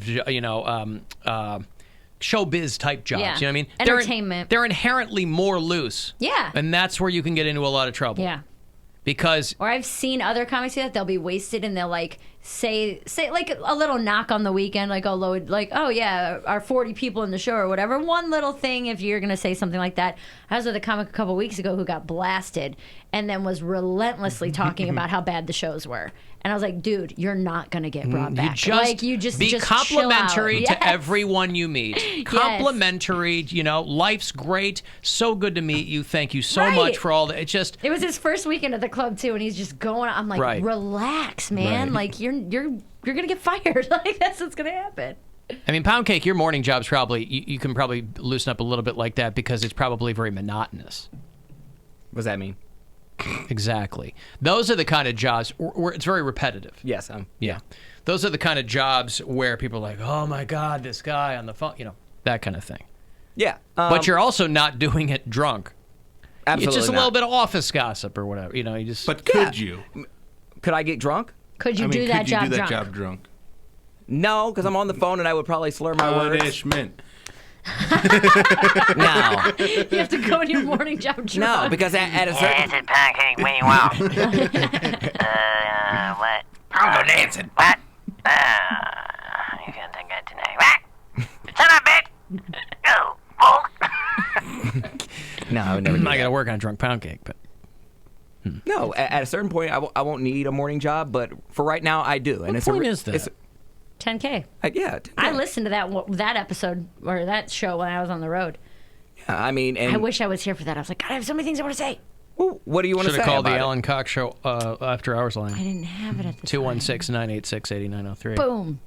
That at some point you're going to have to get rid of your safety net. And it was. What do you mean, get rid of my safety net? Your safety net of a morning job. You have to dive all into a creative field before you can really go anywhere with it. I'm doing it for yeah, savings. but $10,000 is also That's a safety net, too. Well, that's what I'm saying. That's a lot of money. That is a ton of money. I've never had $10,000 saved. At no point in my life have I ever had $10,000. Like between savings or checking, or I think the most money I've ever had was like $4,000, and that's between everything. But like when I quit my day job, my bartending job, it was terrifying, and it was like I don't know if I'm going to have enough money. I don't know if I'm going to be able to pick up enough gigs. I don't know if I'm going to be good at this. But That's the fun part. But until you make the full dive and your back's against the wall, you're never going to fully commit to it. I mean, he's pretty committed, though. He's starting a podcast. Is he? He's doing that blog that I asked him to do. Yeah, that too. I just have my hands full. Well, that's what I'm saying is that if you didn't have a morning job, you would have time to do that kind of stuff. I get it. And you'd have energy to do it. Mm-hmm. Right now, you have to get up so early and go do that I know. stuff. And it's just, Yeah, you guys are You'll right. quit when you're ready, and I understand that, but you're Or when you're dead. We'll see. never going to feel ready. As someone who just did it 1 year ago, you will never feel like you're prepared to do it. It's just at this point now, like, it couldn't be like a worse time to quit. Why? Just because, like, I am right now the financial person for my family. Like, I help out my family. A lot of my checks go to like my mom and my brother. Really? Yeah, I give a lot of money. I give a lot of money to my family and too. like I've never been that person ever. I've never been like my mom makes a decent living. You're but the breadwinner in your family. She has more bills than I do, though. That's the thing. Like, you guys make fun of me for her paying my bills, but like I give her money for my bills. But she just has way more, and she's in way more debt. Partly because of me, because like she helped pay for my college as well. So any student loans I have, she probably has double that. And then my brother with his kids, his kid, and him living alone and him now going through a divorce. Like I try to help out. Perfect timing. Very the other nice. thing too that I also, because I feel like we came from similar backgrounds, not exactly the same, but as far as financial goes, I do everything I can for my family, and they know that, and they know that I tell them don't hesitate to ask. If I have it, I can do it. But at some point, you've got to start doing things for yourself. I know, but that's all there is to it. I just feel guilty doing that because they have gone above and beyond for me. Anytime I had car trouble, my brother was there to put it in the shop for me, or I would borrow his car until my car was done. And you still kick him out for farting. Yeah, you don't let your brother in your car anymore. He has his own car. He has his own car. You can set those boundaries, though. You can set, and those boundaries are important too. My and- sister let me live with her for 9 months. Think You of know how what I mean? think of how $1,000 would help, Bill. Could you imagine that? Could you imagine $1,000 pretty good. I could buy in two your pairs of account? shoes. Oh, two pairs of Kobe shoes. Do it for double that. my worth. Right. There's a chance for you to go fund yourself. Good luck. Hey, it's Rover. Go fund yourself. We have your shot at $1,000 now. Text the nationwide keyword MOM to the number 200-200. You'll get a text confirming entry plus iHeartRadio info. Standard data and message rates apply in this nationwide contest. That's MOM to 200-200. Good luck and go fund yourself from 100.7 WMMS. Alan, I just wanted to let Poundcake know that the gay bar in Willoughby is closing. Oh, God, I can't believe. What am I going to do now? Because he's out in Willoughby so much. Oh, man, that was my number one spot. Cruising in the back, getting my stuff in the bathroom. Oh, my God, what am I ever going to do? Don't you have something coming up in Willoughby? Will you be? What? Who? Poundcake and me. Do you have something coming up in Willoughby? I do. I forget. What's coming up in Willoughby? February 10th, we're doing a You know what? Maybe don't quit your day job. Oh. Can't remember your own appearances. Right. Yeah, that. February 10th, we're doing an open mic. I'm going to be guest bartending. Poundcake's going to be hosting the open mic. It's show up, go up. So if you want to tell jokes, you come out, you sign up, you get to tell jokes, and then I'll be making your drinks. Have you ever bartended? Not really. Poundcake, will you be telling jokes? No, I'm going to host. Jokes are like not. You just reading names. But you've done it before. Do a couple minutes, Did yeah. jokes? Yeah, okay. I have to write something, but sure. Well, no, I'm not saying you have to. I was asking if you were. I didn't plan on it, but no. I mean, I can. Whatever they want me to do. My Alan- time is there for that time. Alan, former coworker, drunk at a Christmas party years ago, during a toast, joked about how he was going to burn the building down. That's pretty funny. All in front of upper management. Did he get fired? I don't know. Just refers to them as a former coworker. Think of Milton in Office. He's like, set the building on fire. That's right. Big grains of salt in the glass. But no, you're right. I believe you when you say that, Mary, when you say that I'll never feel comfortable. You're never going to feel ready. Because I probably won't. But 10 grand helps. But once you hit 10 grand, you're going to be like, well, maybe I need 15. No. Yep. You will. Or something will happen and you're like, oh, I only had 10 grand for 2 months and now I'm down to 4 grand or whatever. And then you're going to freak out. Or I got to put my brother's kid through preschool or something. I'm not going that far. But $200 or $300 here and there goes a long way. I'm telling you, man. Every other week. I feel the exact same way because I've done that for my family members where it'll be like, even if they're, one family member was like, hey, can I borrow $50 for my car payment? I was like, yeah, just give me the login and then and I ended up paying the whole car payment because I'm like, $200 to me is not a big deal, but $200 to them is the matter of getting groceries or not. Mm-hmm. So I totally understand it. But there's times when you can do it and there's times when you can't. Right. Well, so much for the Poundcake Show in Tulsa. Yeah. That kind of stuff's what keeps you here. Mm-hmm. Tulsa. Paying for your family. Tulsa's the new Austin. That's what I'm reading. You could be getting there right at the brink of Tulsa being the next big hip American city. I don't want to go to either. But you ain't going to because you're going to be here paying for everybody. There's tarantulas. There's tarantulas everywhere. Not here. Not here. How do you know that? There ain't none. You don't Sometimes know that. there are in like bananas and stuff when you go to the West Side Market. Now, I've heard bananas that. aren't here. No.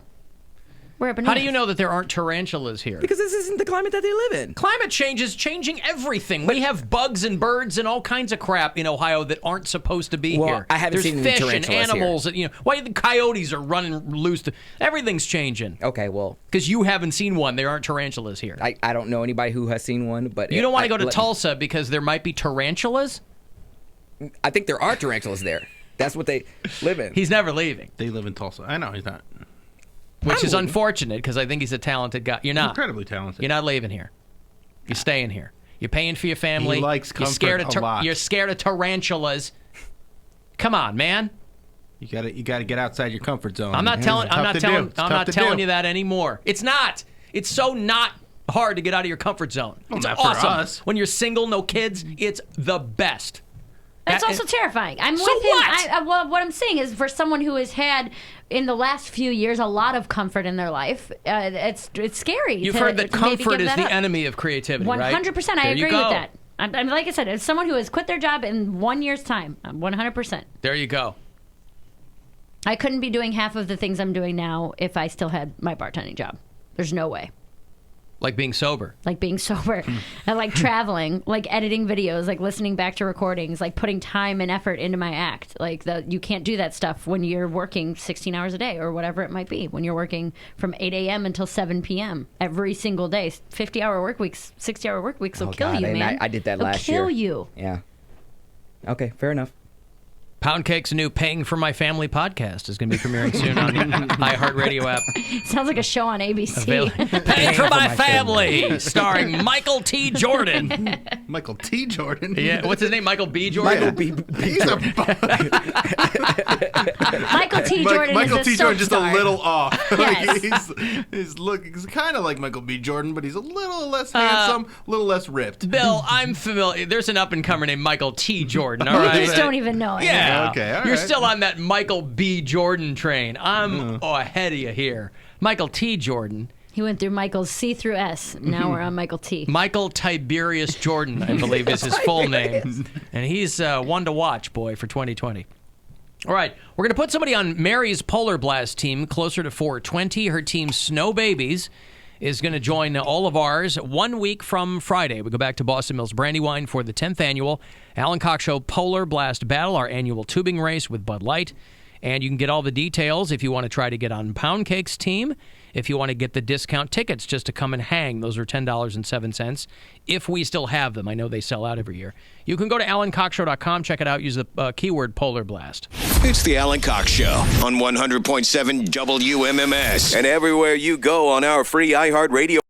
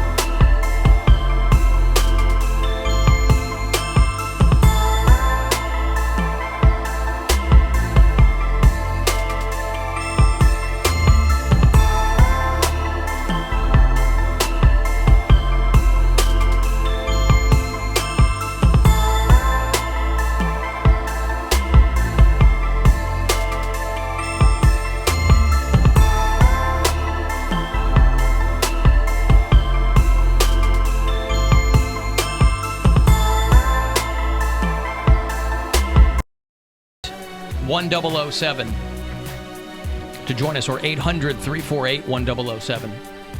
Send me a text if you like, 35192. One of the great reasons they might have tarantulas, some of our listeners in Oklahoma said, yeah, we do have big spiders and tarantulas here. But another reason that I would think a place like Tulsa might be so attractive to somebody like Poundcake is there's a guy there by the name of Joe Exotic. And I'm pretty sure that we've talked about this guy before. This is a guy who ran a private zoo in Oklahoma. If you Google Joe Exotic, he will look exactly the way you want him to look, like a bleach blonde mullet. He's got like a goatee and some earrings and stuff. But he just got 22 years in prison because he tried to hire a hitman to kill someone who was criticizing the fact that he had a private zoo. So it wasn't enough for this guy to have a private zoo in Oklahoma. He got his fair share of detractors. Criticize, criticize, criticize. And a couple years ago, he ran for governor of Oklahoma. Now, in a state like Oklahoma, what I understand of it is hiring a hitman to kill somebody doesn't necessarily preclude you from running for, government office. Just slap a libertarian tag on there and pretty much let you do whatever you want. And so he put a bunch of campaign videos on YouTube, and we probably played these at the time, but Joe Exotic is going to prison. So that leaves a giant Joe Exotic-sized hole in the private zoo community. And you need to fill that hole, Poundcake. With something. Maybe not him. I don't know that he's ever aspired to own a private zoo like that Matt Damon movie. We Bought a Zoo? That was Kevin James. Was it? That's the zookeeper. That's the zookeeper. We Bought a Zoo is Matt Damon, I think. Right? I have no idea. Yeah, I think so. Didn't actually catch that one, though. No, and the zookeeper was terrible. What is the crime for hiring a hitman? Is like intent to murder? Yeah, I think so. Yeah. Attempted murder, right? Or intent. Because he's not actually... Did it get as far as the guy actually going out and tracing him? I think it was a... or they just saw that he had hired somebody and... Yeah, it was... part of it was he violated federal wildlife laws. He tried to arrange the killing of an animal sanctuary founder who complained about what this guy was doing. They also sentenced him for killing 5 tigers, selling tiger cubs. So it's like this, not like this guy was working for PETA. Okay. This guy was doing all kinds of shady stuff. So he not just for the hitman thing. No. He had a bunch but obviously he said that he was innocent of all these charges. Video message number 1 of 333 videos that I'm going to be putting up over the next 11 months. I ain't cutting my hair. I ain't changing the way I dress. The earrings are staying. So you're going to hear some colorful over the next 11 months. And if you don't like it, you know where the stop button is. Through my years, I have tried some drugs. I ain't got nothing to be ashamed of. Hell, I've done it all. I've had some of the kinkiest sex you can imagine. I've been to dirty stores, you name it. There you go. That was one of his fantastic one of his campaign videos. Did they bleep out the word books? Dirty books? I've been to dirty bookstores. It's a curse word down here in Oklahoma. Number 1 of 333 videos that I'm going to be putting up over the next 11 months. I ain't cutting my hair. I ain't changing the way I dress. The earrings are staying. So you're going to hear some colorful over the next 11 months. And if you don't like it, you know where the stop button is. Through my years, I have tried some drugs. I ain't got nothing to be ashamed of. Hell, I've done it all. I've had some of the kinkiest sex you can imagine. I've been to dirty stores, you name it. I think they bleeped out books. I think they bleeped out F. Yeah. He probably What's calls a them dirty F store? Probably a like a Oklahoma that we don't know adult about. Shop or something. But it's Sounds like there's a fee fantastic there. if they bleeped out book. I like that he's talking about his kinkiest sex while owning a private zoo. It's like, okay, Yeah, dude. that's not like, the best time to talk right, about that. it's But like, yeah, I'm really into weird things when it comes to sex. Exactly. Also, like, I own an exotic private zoo. Right. Yeah. And the animals... I've seen my private zoo. Yeah, have mixed feelings about me. Really mixed feelings. He finished third in a 3-way primary as the Libertarian candidate for Oklahoma governor. He's gay. He had a 23-year-old husband who shot himself in the head. Before or after all this? Before, I think. So it might have been. I'm saying, is it what tipped the scales, or was it? I don't know. Maybe he did something to the boyfriend after he shot himself, and that's under the umbrella of the kinky stuff. Oh. Yeah. Maybe he called his boyfriend a bookstore, and that's what that was his little pet name for him. Yeah. I banged a bookstore 100 times. You little learned hottie. Use a Right. bookstore. So yeah, He finished third, which means some people voted for him. He was a write-in candidate, and some people voted for him. He goes by Joe Exotic. His name was Joe Maldonado Passage, I guess. I don't know where he's from. I don't know if he's Cajun or what, but he was up there in Oklahoma City. Seems like a guy who He's has going a away snake. for a while. Like a guy who has a snake And then who's like some. whose favorite thing about it is that its jaw unhinges, and he's like, I like this. I like to cut this guy's jib. You I know like what? he's saying. I see what you're doing, and I'm all for it. Wider the better. I took its teeth out, but that was for other reasons. That was for security purposes. I was a little thin in the gift shop. I needed some snake tooth necklaces. A toothless snake is nature's fleshlight. That's all. It unhinges for a reason. Nature's fleshlight at the Beachland Ballroom this weekend. So, Poundcake, it doesn't bother you that Ohio has snakes and all kinds of other things. He's on the phone. Oh, the tarantulas bother him. Yeah, he's, Okay. he's gone on record about not being a fan of spiders. Same. Right. I'm just saying, though, the way climate change and all, it's just throwing different species all over the place, well, right? they'll There's be like he- lizards in Ohio that heretofore... Lizzo, she's going on tour. They'll not be been here here eventually, and then I have to deal with them. I mean, I don't know what you want me to say. What do you dislike rats more than you dislike spiders? No, I'm fine with rats. I'm fine with snakes. Snakes don't bother me. My mom's back in the day, my mom's boyfriend had a red-tailed boa constrictor, Ugh. and I thought it was cool. I used to watch the snake eat the rats because I was like, oh my gosh, it's so, I don't know. He'd feed It's him like, rats. Yeah, what's the word? Not animalist. It's like, it doesn't matter. Like you don't have to. I've always It's like maintained. instinct, I've you always know? maintained that people who have snakes want snakes so they can feed smaller animals to them. Yeah, for sure. Because you don't have to feed snakes other animals. But guys who have snakes love putting mice in their mouth or what, you know. Mhm. And listen, I'm no hardcore animal guy, but I always thought that was a little gross. There's like no great reason to Like have they're a snake. into the murder part of it. Yeah, I think so. Well, yeah, or like it was weird because he would put the mice, or I don't know if it was mice or rats, but he would put them in the cage, and then I was like, oh, so do I just watch and wait? He was like, oh, well, let me just get a bat and just like hit him a little bit just so it makes him stir crazy. I'm like, okay. And so he would take the bat and just like hit the rat. This was your mom's boyfriend. Yeah, at the This was time. him ingratiating himself to you. Stir crazy. Like it would just. So the mouse like wouldn't hide. Yeah. Right. No, not like hit it with a bat like that. Like tap at it so it Tap. would run, Yeah, and then then the snake would catch it. He said hit it with a bat. But that's not what he meant. I only know what he Well, says. you I- can- you can- I don't no. know what he means. I only hear what he says. Well, you can't hit it too hard because it'll splatter and it also break the glass. But he would hit it, and then it would make mice afraid, and then it would make the snake pissed off or something, and then it would strike. Okay. Huh. Your mom's not the best at picking dudes. This was years. This was like over a decade ago. She Like, knew he I had a know. snake? I know, but I'm saying. No, Yeah, she she didn't did. get a snake, but I thought it was so cool watching it. No, but she knew he had a snake. Yeah. Yeah. I don't know. Snakes are just so weird to me. I don't like it. My I like the oldest word brother snake. has I think snake, it's a and funny word. I don't mind them. I think they're objectively cool They are cool animals. creatures. But I like think to it's a weird have pet. one, It's a weird pet. Yeah. It's a I weird think pet. Snakes don't love you. A great animal. They don't love you. Weird They don't. pet.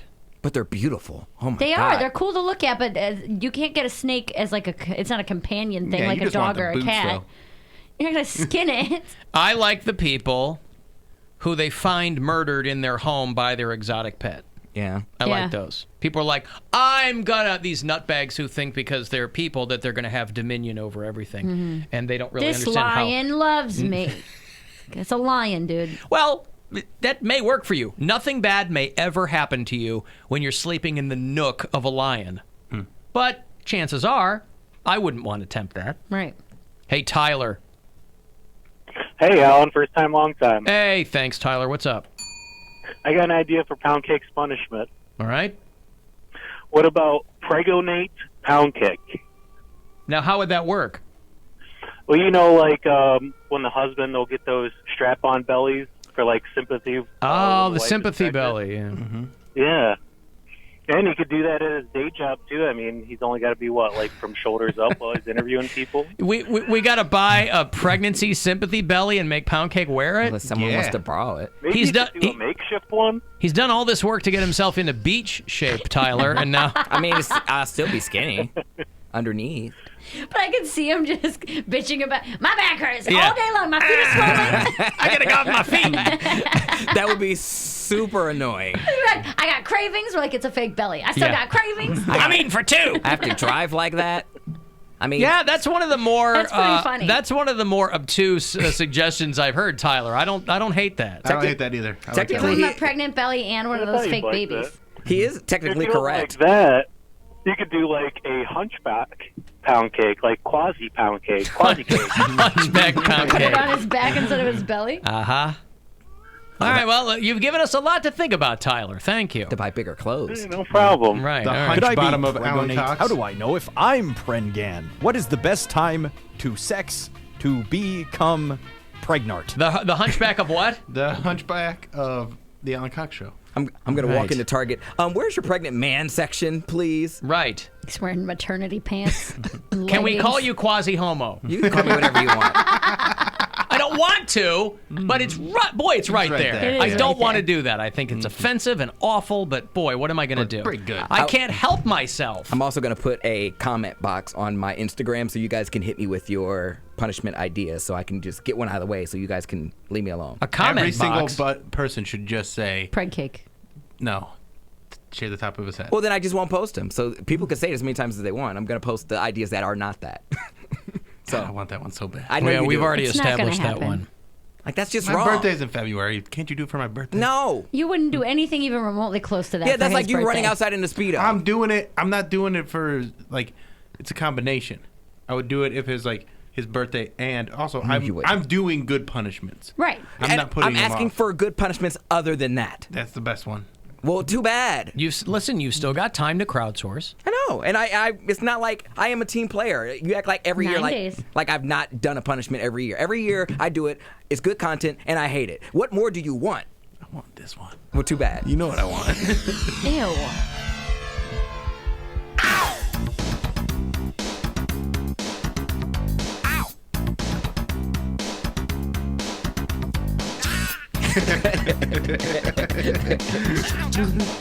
Never going to top the shot collar. I don't know that we're ever going to top this. We certainly have to try. Yeah. We have to try, but I don't know that we'll ever top the shot collar. Has attending the gathering been suggested for Poundcake's punishment? It's Thought not a we were doing punishment. that anyway. We were talking about doing that as a show. Yeah. That's not a punishment. I'll totally We're go to doing that. That's people watching to the degree. That's great. To the what? Degree. I like that. Me and Poundcake are going to get all degree. dressed up. You're Are gonna you? be a juggalo. I'll be a A juggalette. juggalette, yeah. I'll wear some t-shirts half cut off, some pigtails. Okay. I'm picturing Harley Quinn. I don't know if that's what juggalettes look like. Not quite. Sometimes they're not that petite. I'm saying fashion-wise. Okay. Ripped up Yes. stockings, Yep. little shorts, Sure. half a shirt. That's what I'm thinking. Maybe I could just Google it. You I could bet the Google it. hashtag juggalette on Instagram is probably a good one.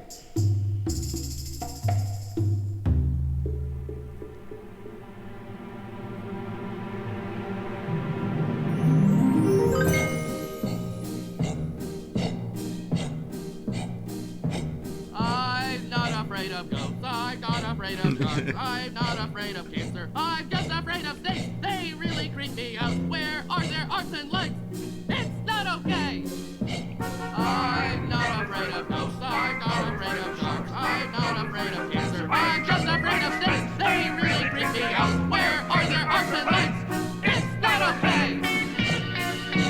Oh, Bitsy, baby, Bitsy, I'm going I love me some Gene Belcher. Gene Belcher.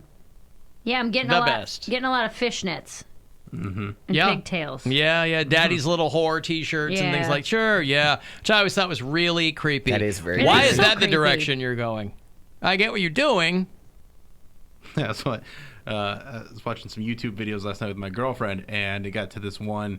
We just watch weird people. I sent you one of them, Mary. Because I took 2 Benadryl last night. Yeah, and it reminded me of this guy. That is pretty cool.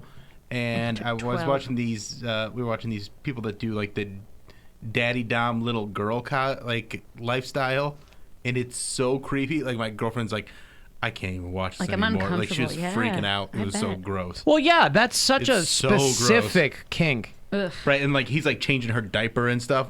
Oh, it's so bad. No bueno. No, not good.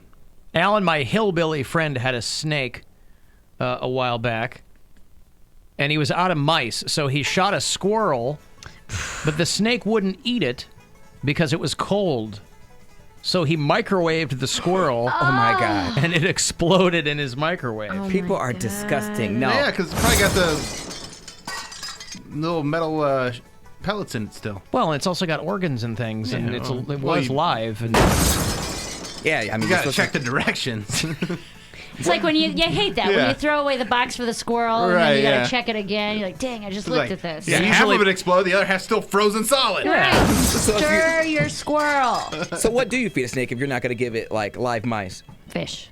I'm sure there's snake food or something. What I is mean, there's- snake food? I don't know. I mean, mice are just protein. It's not like snakes. Chicken? In the wild, snakes. What do snakes eat in the wild? It's not like there's They mice eat running. mice. Huh? Yeah, they eat You think on the live plains of the animals. Serengeti they're looking for mice? They're not eating pellets. Oh, ferrets or They're eating other live snakes. animals. Yeah. Could you give it like raw chicken? No, I don't think so. I don't think they would eat No, it. it wants a carcass. He wants to hunt. It wants something alive, right? Well, that's why. A frog. That's why homie would like hit the mice because it. I don't know, the thrill of the chase, or it would sometimes like disable it a little bit so it would run with a limp. So he would actually hit the mice. He would tap them, but he's not gonna like bash it. Yeah, but he would like give it like he would injure the mouse. Sometimes they would be hurt. Sometimes they would just be, afraid and they would run around. So yeah, he would try to hit them, and sometimes he wouldn't have to because the snake would get it first. I googled what kind of food do snakes eat. I did too. What can you feed a snake? But I like the third question down because they'll give you an array of questions. Third one down. Do snakes fart? Somebody wanted to know if snakes fart. They don't pass gas, but they'll often defecate in an attempt to scare predators off. Hey, I do that too. Hey. That's what I do in prison. Wow. Poop all over myself. You think that'll keep people away? I said state your set. Not your scent. Oh. Did you watch? Have you seen the Mountain Dew Super Bowl commercial with Bryan Cranston? No. Brian, you know who Tracy Ellis Ross is, yeah? She's on that show Blackish. She's Diana Ross's Diana daughter. Ross's daughter. Brian, I love these Super Bowl ads because they have the ones I've seen have such weird casting. Like Planters Peanuts has Matt Walsh and Wesley Snipes. This one has Bryan Cranston and Tracy Ellis Ross recreating The Shining from Mountain Dew Zero Sugar. Have you Yeah, seen this no. one? No, it's I'll weird. play if you're watching at AlanCoxShow.com. I'll play it for you. Come out, wherever you are. That's a good voice. I've got new Mountain Dew Zero Sugar with the same refreshing taste as the original, but without any of the sugar.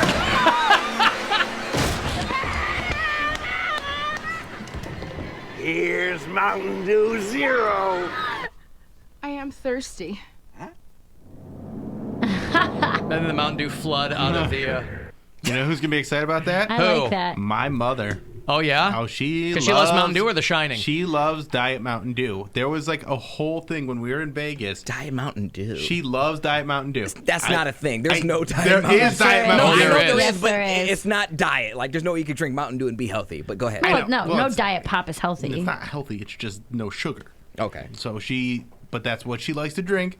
And so everybody was trying to find it for her while we were in Vegas, and it wasn't at any of the stores that were near the place. And I went to a Target and I found it, and she was so grateful, and I was the hero to my mother on Christmas Day. The trouble is too, if I'm going to drink a soda, I love Mountain Dew. Mountain Dew's I great. really do. I feel whatever, but it's packaged exactly the same as Diet Mountain Dew. So if you're not paying close attention, I've purchased Diet Mountain Dew before. I'm like, oh, you vile liquid! Like I don't want anything to do with it. Just give it to my mom. And I don't know if it's psychosomatic that it tastes different, but it No, sure it does to does. me. It does. It 'Cause tastes different. Sugar All and like diet pop tastes yeah, different. But it it's all still different. has So your sugar mom in and it. your mom and I No, are it like doesn't. your mom and I are like 14-year-olds Yeah. when it comes to soda. What, explain to me how something that doesn't have sugar in it has sugar in it.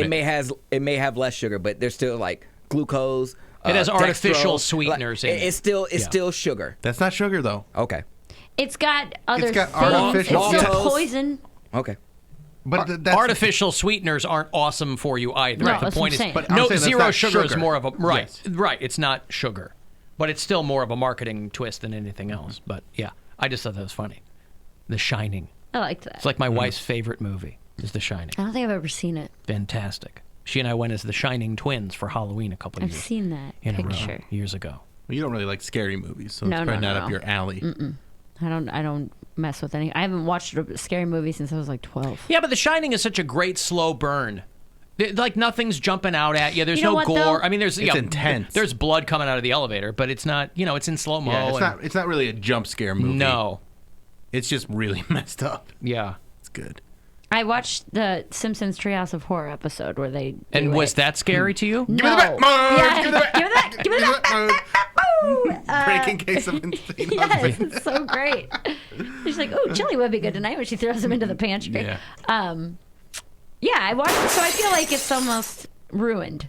No, it's still pretty good. Like I know what happens. You've gotten too many of the beats of it, then. Yeah. Right. Same thing like when I watched a scary movie. You know the and then I watched Usual Suspects after that, and then like the scene came up where it was all about to come to a head, and I was like, no, like I figured it out. You know what I ruined mean? it. Because of friggin' scary movie.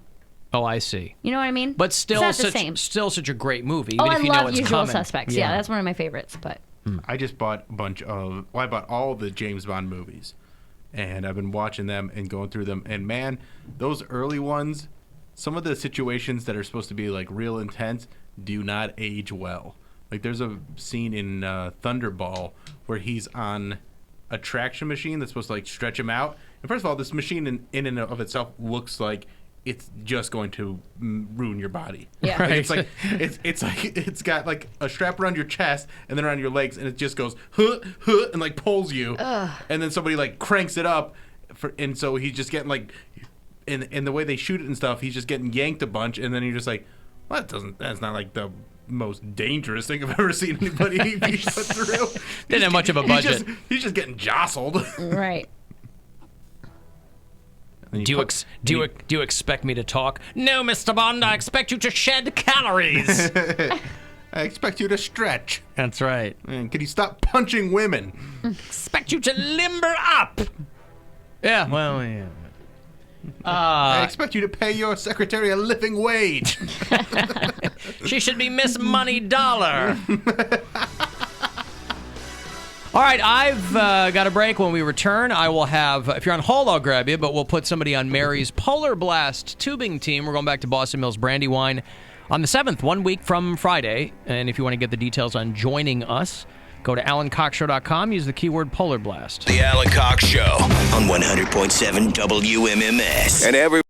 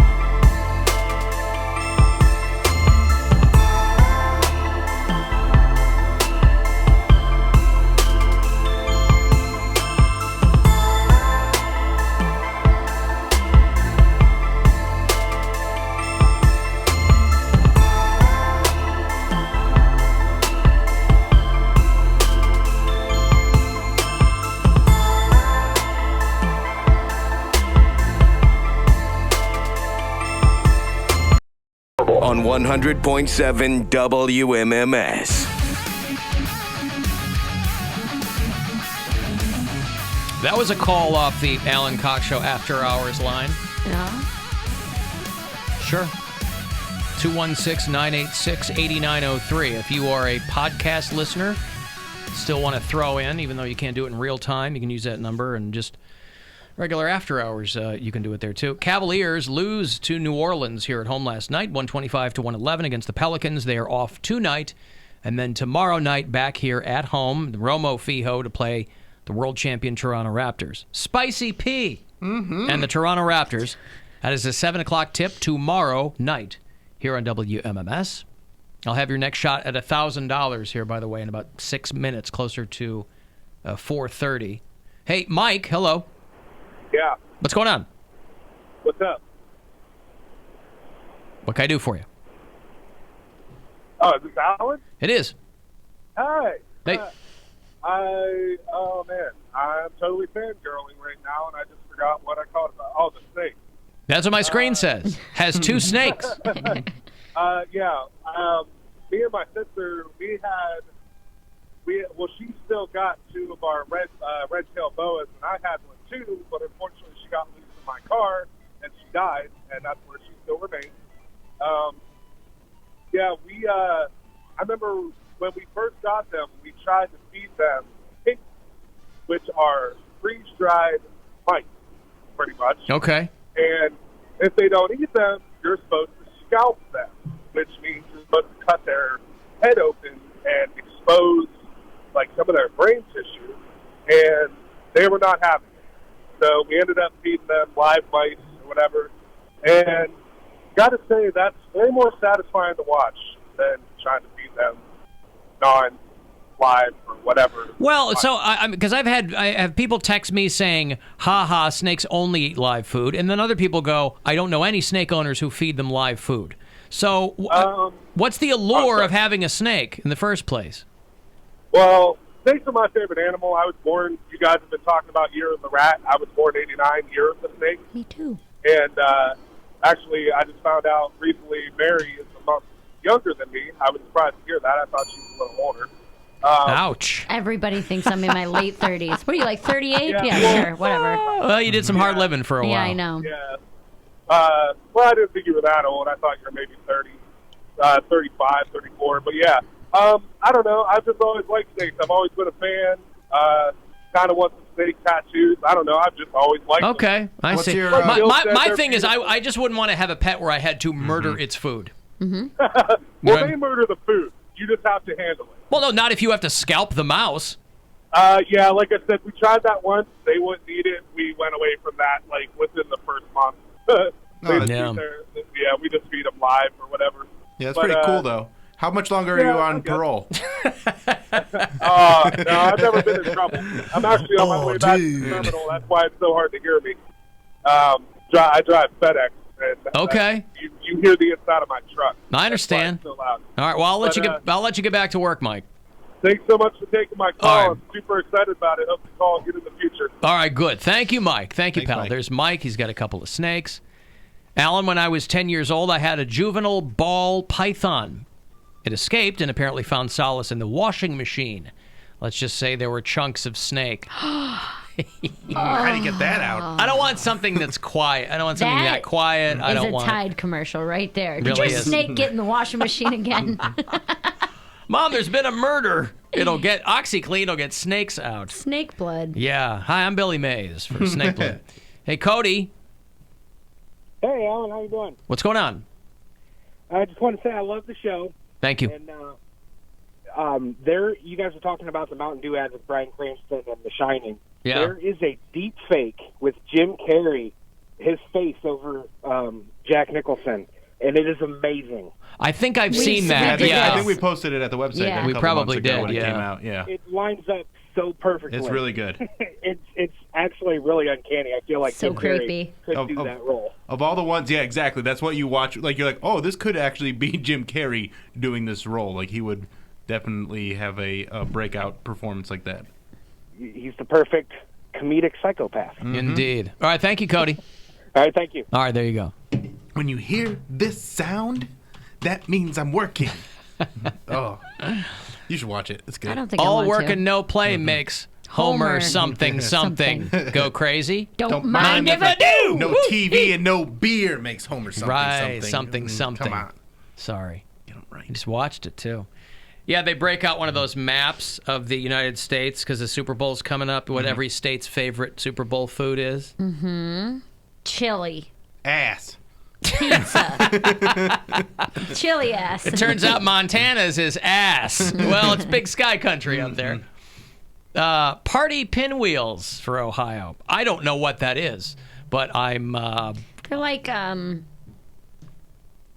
You don't even know what they are. No, what sorry, are my party? phone rang. Oh, okay. They're like, you can make them in, they're almost like you like wrap them into croissants and then you like pigs in a blanket? Kind of, but like with sandwiches or stuff or whatever you cook into it. Like I've had like, it's kind of like a taco salad in a pinwheel. You like wrap it in like a puff pastry. But it's hot? Yeah, you like wrap it in a puff Hot pastry. taco salad? And then you can, no, not with the salad, but you get what I'm saying? Like 7-layer dip, but if you were to wrap it in a puff pastry and eat it with your hands. Okay. Yeah, I still don't But know. they get like sandwiches, things like that too. I think Okay. I'm thinking of the right thing. I feel like if it's something that people don't know, it's probably not the favorite. Why couldn't we be a cocktail weenie state? A lot of states digging the cocktail weenies. I want to be the Or Buffalo this- chicken dip state. Yeah. Buffalo chicken dip is incredible. Buffalo Chicken, dip is really California. good. Yeah, the whole West Coast there. Buffalo Pinwheel, chicken dip. It's just like wraps cut up into circles. So I'm thinking of the wrong thing. Okay. So But it's a like wrap. you take a wrap and cut it up into circles, Oh, like that's into it. little Yeah, okay. slices, which are incredibly hard to eat, by the way. Yeah. Well, you need a toothpick for them, right? To Yeah. keep all the. Yeah. All right. Well, there you go. You know what I really like that makes my stomach go crazy is that veggie pizza that has like the cream Oh, cheese yeah, that and sounds like good. that is really good. Mm, I like that a about that. lot. Not familiar with that. My wife's going home for a few days to take care of some family business, and so I'm going to be watching the Super Bowl alone. Well, we'll come over. I'll bring a pinwheel. I'll bring some buffalo chicken dip. Hey! I'm not a dip guy, but, you know. Okay, we'll bring almonds. We'll put it in a pinwheel for you. We'll bring almonds and Alan Mountain Cox Dew. is, we asked local kale whatever, chips. Alan Cox, what's his favorite Super Bowl food? Almonds, Jim. Sometimes Raw almonds. I'll get honey roasted if I'm feeling crazy. Not honey roasted almonds, you Philistine. Oh, I Honey don't roasted know. peanuts. Oh, I apologize. See? Almonds. All right, I'll just get one of those big Honey mixed roasted nuts almonds things. over here, Bill. I like honey roasted In almonds. the wake of the death of Mr. Peanut. Ugh. Yeah. Sorry. Put that in a pinwheel and smoke it. That's what we'll do. We'll bring assorted nuts and a case of Mountain Dew for you. Yeah! Get all jacked up. Oh, and it'll be hyper. some assorted nuts, all right. Hey. Hi-oh. All right, listen. I've got $1,000 for you to do with whatever you see fit. Blow it on something stupid or sock it away for a rainy day. I don't care. Good luck. Hey, it's Rover. Go fund yourself. We have your shot at $1,000 now. Text the nationwide keyword DIG to the number 200-200. You'll get a text confirming entry plus iHeartRadio info. Standard data and message rates apply in this nationwide contest. That's DIG to 200-200. Good luck and go fund yourself from 100.7 WMMS. Some people are calling me out saying that I'm hypocritical because I have talked about suffocating mice in the past. And I couldn't be But you averse put to them in a feeding them baggie to... or something I like do, that, and yeah. I do that to send a message to the other mice. When I lived in Ohio City and we had a mouse problem, I would get them in the glue trap, and then I would put that into a Ziploc bag, and I would seal it up. That's to send a message to the other mice. I don't feed them to other animals. That I guess sends a I could message. have. I should have found a neighbor with a snake I'm sure you had and one. said, here you go. In Ohio City, I probably You did. definitely had a neighbor I with definitely a snake. had a neighbor with a snake. Or at least a guy who would walk around asking if you wanted to see his python. Yeah! Well, that guy was me. Oh. Yeah. No, when I first moved in, we had a Jack Shack upstairs Did you, to where we lived. Did you figure out what's going on in your attic? I got a guy coming out this weekend. Is it still scurrying Well, about? we've been playing phone tag because when it gets snow, he's like, I can't be up there on the roof when there's... I go, I get it. But we've kind of been going back and forth, and I've been waiting for there to, be a weekend where I'm around and he there's can no come. snow. Yeah, so he's coming this weekend. And we're going to figure it out. We're going to get to the top of it. It's the attic. What if it's a person? Then we've got That'd a be big wild. problem. You ever see probably not the right guy for the job then. Mm-hmm. You ever see the movie Hereditary? No. Where they find it's not going to mean anything to you, but for people who've seen it, they find the mother-in-law who they previously buried. They find her decapitated in the attic. And I'm like, boy, what if something like that? What if, because I've never gone up into the attic in the time that we've been in the house. What if the guy goes up there and comes back down and goes, you've got a body up there. It's a zombie. Yeah. And the scratching you heard were animals eating it. Be like, well, then I've got sell my house. I've got a real story on my hands here. Yeah. You might be a body. Hey, listen, there was a murder-suicide out near where I live not long ago. That house has got to be priced to sell, boy. Solid neighborhood, fantastic. It's great neighborhood. No. Fantastic school district, which doesn't mean anything to you. But you would live in a home where there was a murder-suicide. Yes. If you got out of in here. my neighborhood, you get it for a steal. Are you No kidding way. me? Those don't pop up every day, boy. Bad juju. What There's no such thing as juju. She believes in it, There though. is such thing as I juju. understand why you wouldn't want to do it. I'm just saying, out where I live, you get a house like that. I get it. Boy. Don't you like a deal? That's No. good juju. I like deals, but not because of murder. I don't like murder deals. A guy You don't like murder deals. A guy I used to talk to, he bought a house that he found out before he actually signed on the dotted line that the past owner committed suicide. Oh, some states don't have to tell you legally. Listen, I think it was a gorgeous house. I'm like, why does the house have to suffer? He bought it and he lives in it, and I'm like, okay, well, it was a recent death, so I ain't afraid of no millennial ass ghost. Recipe for a ghost. Yeah. I'm not afraid of a millennial ghost. Millennial ghost. Yeah, and it's time for you to move out. Yeah. Millennial ghost opening at the Agora this weekend. Get off my insurance. Doesn't want to pay rent. Like, this is my house. I'm a squatter. Maybe you could go haunt a better house if you'd stop spending all your money on avocado toast. So avocado ghost. But I was like, oh my gosh, it's a gorgeous house. But I was like, it's like $300,000. And I was like, what was it before? He was like, oh, I don't know, but I got it for a steal. I'm like, okay. Absolutely. It's probably a newer build. No way. It's gorgeous. Like a huge. Suicide in the house would not deter me. No. Even if the person was hanging somewhere? I think whether you believe in that nonsense or not, it would be strange, but you've got a cool story for when people come over. And people will leave your home, I guess, which is what you two want. Perfect. Yeah. Perfect. Yeah. So you would leave? So if someone was like, I would be wildly uncomfortable. If I went to someone's house and they're like, did you know the previous owners murdered his whole family and then hung himself? No. No way. You No tell the story when it's way. time to wrap the party up. You want to get people out the door. I would you never go, come back. Thank you guys. Did I tell you It's guys the closing time of stories. Did I tell you guys the previous owners here? Guy shot himself and then slit his kids' throats. Nope. Right up in our bedroom. Right In where that we- order? That's what I'm saying. impressive. How do you feel comfortable sleeping in an area where something so gruesome happened? Well, it's not. It didn't. it how does it happened. compare? It happened. Yeah, but it where happened. you're sleeping, people died. But it's not happening anymore. Would you walk? You don't know that. Would you walk through a park where someone had killed themselves? I'm not living in the park. I'd be in that park to walk through. But I'm so not what? spending all of my emotional, personal time there. You live in an old apartment building, do you not? I do. You don't know what Nobody happened. was murdered. You don't know anything. You don't know anything. I You do. live in a basement apartment. So that whoever has ever lived there, these are people. Definitely a suicide in that. No, Yeah. there was not. Absolutely. These are people who are not of means. You don't know so it's that. living in a garden apartment. All right, relax. Right. You don't know what happened there. If you found out I tomorrow, would move. If I found out you would tomorrow, I not. swear on my life I would move. I would start looking for apartments tomorrow if I found that out. Silly. It is not silly. Okay, if it's just someone that died. Just like they pass away because of old age with loved Yeah. ones, then that's different.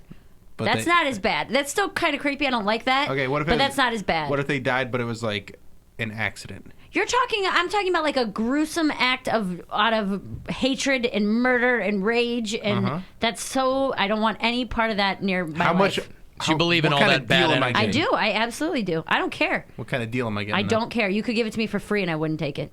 You're out of your mind. I would not live in a free mansion if somebody was a murder suicide. Never in a million That's years. just a bad choice. I wouldn't do it. Because you turn around and sell it. I'm saying to live in it. Yes, you go, thanks, free house. I'll sleep in the wing where the murder didn't happen. Yeah, well, good luck And trying then to sell it. But depending on what state you're in, you might not have to tell them. You don't have to. You're not legally bound as a realtor to tell people in every state. I don't know if Ohio is one of them. I think you might have to tell them here. But there are states where you're not required to tell, and people have found out, nothing they can do. They're skeeved out, but there's nothing they can do. They're like, they didn't tell me that they pulled up the carpet and replaced it because a guy shot himself. And, Yeah, I couldn't do it. What if someone accidentally overdosed in the house? What's your level? It's got to be a violent murder? Well, that's definitely not violent murder. Overdose, that's really sad. Because But what that I'm person told, is like, what I've been told by people who've lived there for a long time, I live in Bay Village, is that every 10 years there is a murder-suicide in Bay Village. And somebody jokingly said to me a while ago, we're due for another one. And sure as shrimp, one happened, I think, over the holidays. Older couple, right? That house, they don't come up like that where I live all that often. You get it for a steal. no way. Really? I really couldn't I do think it. you got to be pragmatic in a situation like that.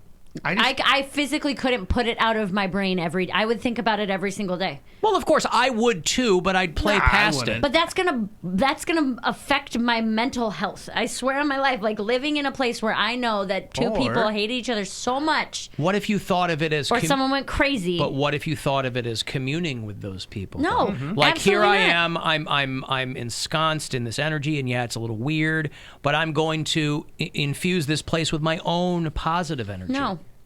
Why does all that old negative energy override your own? Because it's there. It's murder But it's energy. your house. But it's what is murder energy? Talk to It's not anyone there. on the street. Murder energy it's not is there real. anymore. It happened is. and It it's happened, gone. and it's there. And No, it's not. You're telling me you could honestly live in a house where Yes. someone committed murder and you wouldn't think about it. I wouldn't You think would go about it. your No. day like it was no big deal. I would absolutely. That is crazier than the person who murdered. How? Because that's insane. Listen, it's partially science, right? First law of thermodynamics. Energy is neither gained nor lost, it's just transferred, right? Yeah. What's to say that energy is not transferred out of the house when your energy comes in? Or it's transferred into me and Why I are- lose my mind and why kill are myself. why does your energy have such low self-esteem? You don't think you I could don't know. overpower Why is it murder so energy? easy? I don't think so. So why is it so easy to manipulate your energy? I don't want to go into a place where that happened. I don't think I need a reason. I think that that's a pretty legit, and most people would agree that. Would you don't go wanna into a there. room where someone had been murdered? I'm not going to live there. Will you go into that room? All right. I'm telling you, it was a gorgeous house. Mary, if you would have seen this house, like it's a dream home. And You it just wanna live in New York City. And someone's real selfish. Why should the house not sell? Because someone was selfish and wanted I'm to- not saying the wanted house to shouldn't ruin sell. it. I'm saying I would never buy it. If I knew that, I would never live there. It also depends on where you're living. Like Bill said, New York City, people are not giving up anything for a murder. They're like, oh, yeah, if somebody gets murdered down the cheap hall rent. all the Yeah. time. Of course. I live in an old building. There's definitely been people that have died in my building. Like And, passing away, just dying But I'm because sure of old age and stuff like that is with different. as many apartments there are, there's definitely been a murder in my building. A murder? I don't like that. Murder's different. I don't like though. that at all. There may not have been a murder in your There's a building. murder. I bet there's a murder. Not a murder. I bet there's a murder. I think you're exaggerating. The first I would move. the first apartment building I ever lived in on my own in Chicago, the guy at the other end of the hall, and this was an awful building, it was all I could afford. Guy at the other end of the hall shot himself in the head. Nope. I wasn't home. What happened? I wasn't living in his apartment, but it was at the other end of the hall. So there was all kinds of, I heard about it later on, and commotion and hubbub and all that, but it's like, I don't care. Somebody else moved in a week later. Strangely enough, that person shot themselves in the head. Weird, right? Are you kidding? I made that up, but you I was gonna believed say- me because you wanted to believe me. I didn't actually believe you. Okay, well, we know where Mary's line is, Yeah. right? Yeah. She hates deals. It's not about a deal. Your polar blast Forget that. You should have to stay in a house where someone shot themselves, like a No brutal way. murder. That's not fun for anybody. We talked about this with the haunted house What thing, about too. a house that had a Ouija board welcome mat? Nope. Oh, I forget. Oh, that's fine. I forget that you're afraid of Ouija boards and stuff like I that. believe in spirits and ghosts and stuff. I'm not going to live in a place where a ghost is going to come haunt me. I just wondered if everybody's got their price, I wondered if you had a price. Free. I don't. I'm not. You know, I you would said not even. free, I'm not saying I even. would not even take it for free. So you don't have a price? No. Okay, well, that's your line then. I'm trying to picture my perfect home and what it would take if I like. I really don't think I could live there. There are people. I really don't. There are people and realtors who scan obituaries. Are like, maybe that house needs a listing. Something awful happened there, but I can get these people a good priced to sell. No way. Priced to hell, more like it. All right. Moved ahead. Stop. If you're on hold, I'll grab you on the way back. If you are not, well, you know, 35192 if you want to text, and I will have those Tiffany Haddish tickets for you. She's doing a show out at Northfield Park end of the month. The Alan Cox Show on 100.7 WMMS.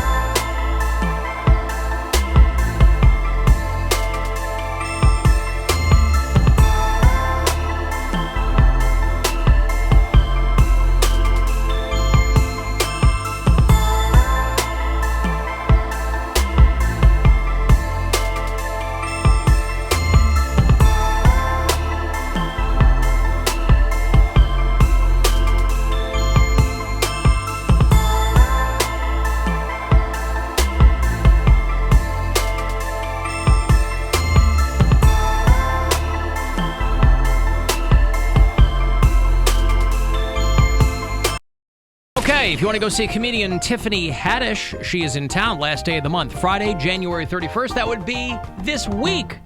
It's getting away from me. This Friday night, MGM Northfield Park Center Stage. Tickets are on sale at Ticketmaster.com, but you can grab this bear by being caller number 11. Okay, good luck. Have fun. 216-578-1007 or 800-348-1007. Hello. Alexa, play 100.7 WMMS on iHeartRadio. Here you go. From the Final Touch Construction, Roofing, Siding, and Window Studios, it's the Alan Cox Show on 100.7 WMMS. Cleveland. An iHeartRadio station. I'm forgetting that January is almost over. I know, it's crazy. We got the Polar Blast coming up next Friday night. Get all the details at AlanCoxShow.com. I want to try to register to get on Poundcake's team, Barely White. And we always have discount tickets for you if you just want to come and hang, because it's always a good time. But they go quickly, so if we still have them, they're $10.07. Go to AlanCoxShow.com. Use the keyword Polar Blast. There are prizes for the winning team. If you correctly predict the winning team, you can get those very same prizes. Thanks to Bud Light, who is one of our sponsors every year. Charles Scott Salons and Spas. Thanks to Monster Energy. Thank you to Statement Limousine. They get us there and back so we can party. And DJ Cairo always takes care of the music, too. So it's a lot of fun. If you want to join us 1 week from this Friday out of Boston Mills Brandywine. Hey, Mark. Hello, Alan. What's going on? The show is tolerable. How are you? Hey, thanks, man. Hey, grew up in an old neighborhood in Cleveland, a lot of two-family houses. Had a new neighbor and his newlywed wife move in a couple doors down, looked familiar, ends up that I went to school with his brother. So I go over and introduce myself, we're chit-chatting, and he goes, this house is really nice. In the living room, it's like a two-tone carpet. There's like a 3-foot border all the way around the living room of one color, and the center has a different color. And I look at him and I go, that's because the tenant before you sat in the middle of the living room floor, put a shotgun in his mouth, and did himself. And the landlord just cut out the middle and replaced everything else. Yeah. Wow. He goes, tell my wife I'll kill you. I said, give me your wife's sister's phone number, and I won't. Yeah! There's something for everybody in there. I'm out. Right, okay, thank you. There's Mark. People are texting me that you don't have to disclose a death in the house in Ohio. Oh, okay.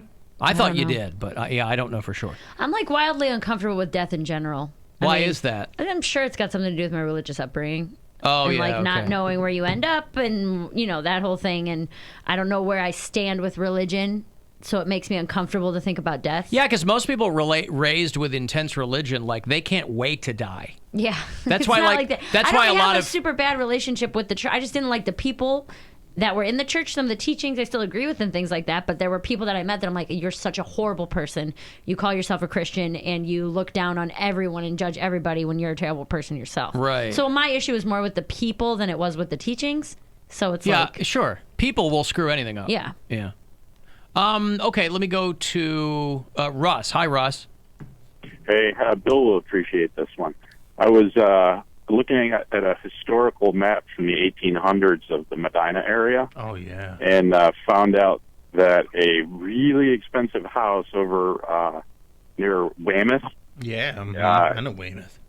It says on the historical map, it shows Indian graveyard and fort, like directly underneath this guy's where he built his house at. Kind of lost me there at the end. But yeah, now there's a bunch of stuff like that, and because they had different spots in Medina, like there's historical homes in Medina where there was crazy things that happened. There was a lot of stops on the Underground Railroad where people had like little spots where they would hide slaves that were trying to make their way north and stuff. So there's a bunch of cool history in Medina. They had the Giants, the Seville Giants. You know those guys? No. Big Giant. I'm just letting you hang there. Yeah, Russ was like the there, but I guess baseball team? he's I not don't down know. with them Seville Giants, I guess. Al and I rented a really sketchy motel room one time, and there was a gunshot blood splatter on the mattress. Yeah, okay. What if somebody in the house died of autoerotic asphyxiation, Mary? Right? What if the only part of the carpet they had to replace is because it was just slightly soaked through? Oh, boy. Imagine that. That's a crime of passion still. It is a crime of passion. Oh. Hey, Melissa. Hi. Hi. I called to just add to Mary's fear. So I manage apartments, and when I was down in Orlando, I had a guy. He was an older guy, but he ended up passing away in his kitchen. But no one knew about it for about a month. So he entirely decomposed in his kitchen. Oh, my God. So we had to rip up the flooring, the cabinets, new appliances. So the next resident got a brand new kitchen, and they would have never known it's because the guy died. And you don't have to disclose it down there? Not at all. You don't even have to do it up here, because I manage apartments up here, too. You don't have to. All you can say, just smile and say, just, fair housing, can't discuss anything about the prior residents, and that just goes across the board. So it's one of those things where if someone asks you, you don't have to tell them. Yeah, exactly. I pretty much just say, sorry, I can't talk about that, and then move on to the next subject. I can't talk about where we found pieces of the last tenant all over the back wall. I cannot discuss this with you. That's exactly it. Absolutely. Just because we found a foot in the laundry chute, I'm sorry. You're not going to get me to admit that. I can't tell you. Yeah, that's exactly it. No clue. That might not even belong here. It could be the neighbors. You never know. Right. That could be anyone's foot. Come on. This guy died in his kitchen. We found his ankles in the microwave. Oh, yeah. I don't know anything about that. So bad. Yeah. Melissa. I'm not a doctor. I don't know if that's his head on the stove. Melissa, do you manage apartments that are above ground? Well, coincidentally, I did have a place that had something in the basement.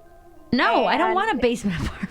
She wants you to move lower into the earth. She's trying to find a place above ground. I want an above ground apartment, and if you have one of those, hit me up on Instagram, Mary Santora Comedy.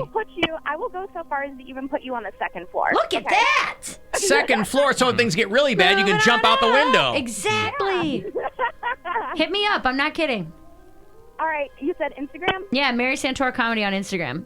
Send me a message. I got you, girl. Don't worry. Thank you. All right, thank you, Melissa. There you go. Alan, what if the ghost could make Mary a famous comedian? Would she live there if that were the case? What, like Carlin died in my apartment and he's going to give me tips? Because the ghost, it's just a ghost and it lives in your apartment, but you become famous because of that.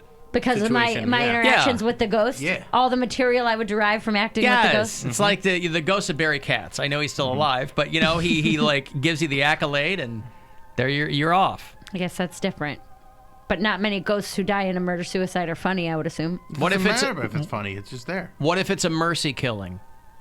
Like someone's like too old and they need to be put out of their misery? That's right. Like The Notebook.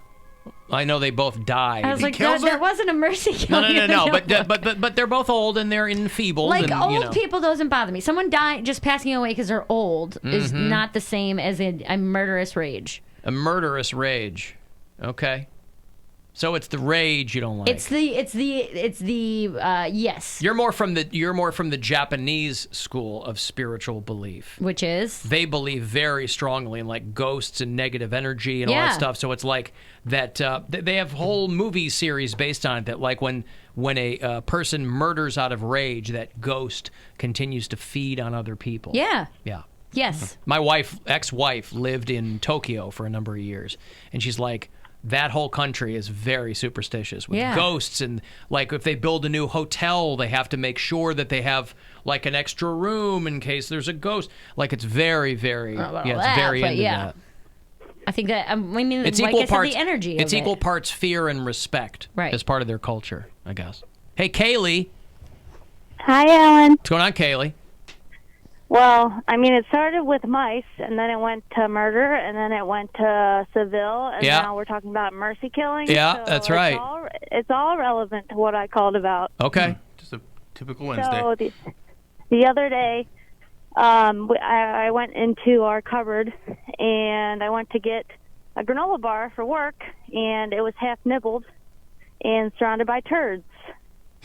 So apparently we had a mouse problem, and we went to the store, we got the traps, whatever. We set them up by all of where the food is, and I come home from work, and the trap is gone. Like, it's just one of those old snap traps, and I'm like, okay, I'm pretty sure I put one there. And as I'm going to check for it, here comes this mouse scurrying across the kitchen floor with half of its head smashed in this trap. Still alive. And I'm like, oh my God. So the animal instinct in me kicks in, and instead of just putting this mouse out of its misery, I decide to release it from the trap and put it in a warm little box and give it a little habitat and try and feed it with a half-smashed face, and I feel horrible. And later on, the mercy killing comes. That's not the animal instincts in you. That's the motherly instincts in you. Yeah, motherly. Animal instincts have been to eat. Yeah, other animal instincts, you've been like, get done, bam. Uh-huh. Yeah, so I end up putting it into a little box and take care of it, and it's sitting there, and its heart's beating, and I'm like crying, and I'm like, oh my God, I feel so bad. Why couldn't you have just died, you stupid little piece of crap? Your neck was just supposed to snap, and it was supposed to be over with. And later that night, Steve comes home, and he's like, you're not going to make that thing suffer through the night, are you? So we end up putting it into a plastic bag, taking it out of the porch, and smashing it with a tractor weight. And it looked like someone stepped on it. Looked like someone stepped on, like, a really, really ripe tomato. You just delayed the inevitable, Kaylee. You increased that animal's suffering tenfold. I know. Good job. It was just supposed to die. Why did it have to, like, only get half of its face smashed? Like, it was its own fault, kind of, in my eyes. I'll tell you what. The upside of this, Bill? What's that? Kaylee's living up to her credo, whatever it takes. She's living up to it. Whatever it takes, whatever it takes. The rats are gonna do. The rats are gonna do. I said the mouse is gonna do. I said whatever it takes. That's right. Oh, boy. Little Cannibal Corpse hammer smashed face for you. You like that? Oh, She was talking about that mouse. I thought that's what they were saying. You'll recall this from the film Ace Ventura: Pet Detective. When he's in the club scene, that's Cannibal Corpse that's up there. Steve here. Okay. What's the password? Manhattan clam chowder. No, New England. New England clam chowder. Is that the red or the white? White. Yes. Hey, Drunk Sue. Hey, baby, how are you? Where you been? Oh, you know, I've just been doing what I got to do. Hi, Mary. Hi, Bill. Hi. Hey, listen, I wanted to tell you about when I saw Great White. The band or the shark? Yes. No, shut up. Great White and Tesla. The animal might be a little bit more compelling. All right, go ahead. I know, right? You didn't happen Great to see White them in Tesla. Providence, Rhode Island, did you? Barely got out with your life? Okay. I barely skipped through with the flight. And we almost crashed into a hill. Not too early?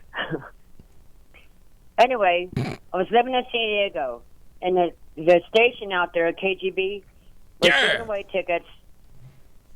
They keep calling it Killer Green Bud. But anyway. Killer Green Bud. That station tried to hire me 2 years ago. I kid you not. It was KGB FM. Yeah, I know. So I won tickets to go see Great White and Tesla. Well, out of all the people that won, one person got the grand prize, which was tickets, backstage, dinner with the band, front row seats. Awesome. Guess who won it? Huh? Drunk Sue. Drunk Sue won. I kid you not. The guys were so much fun. But you know what we had for dinner? Shark. Shark meat. Yeah. Yep. The drummer from Great White goes, are you going to eat that? And I go, no. He took his fork, plucked it on my plate, and took it right off. And he said, thank you very much. But it was a lot.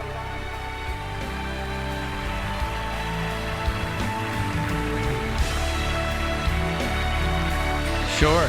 All right. Well, listen, thank you, Sue. I always appreciate hearing from you, having dinner with Great White. The band, not the shark. Mm-hmm.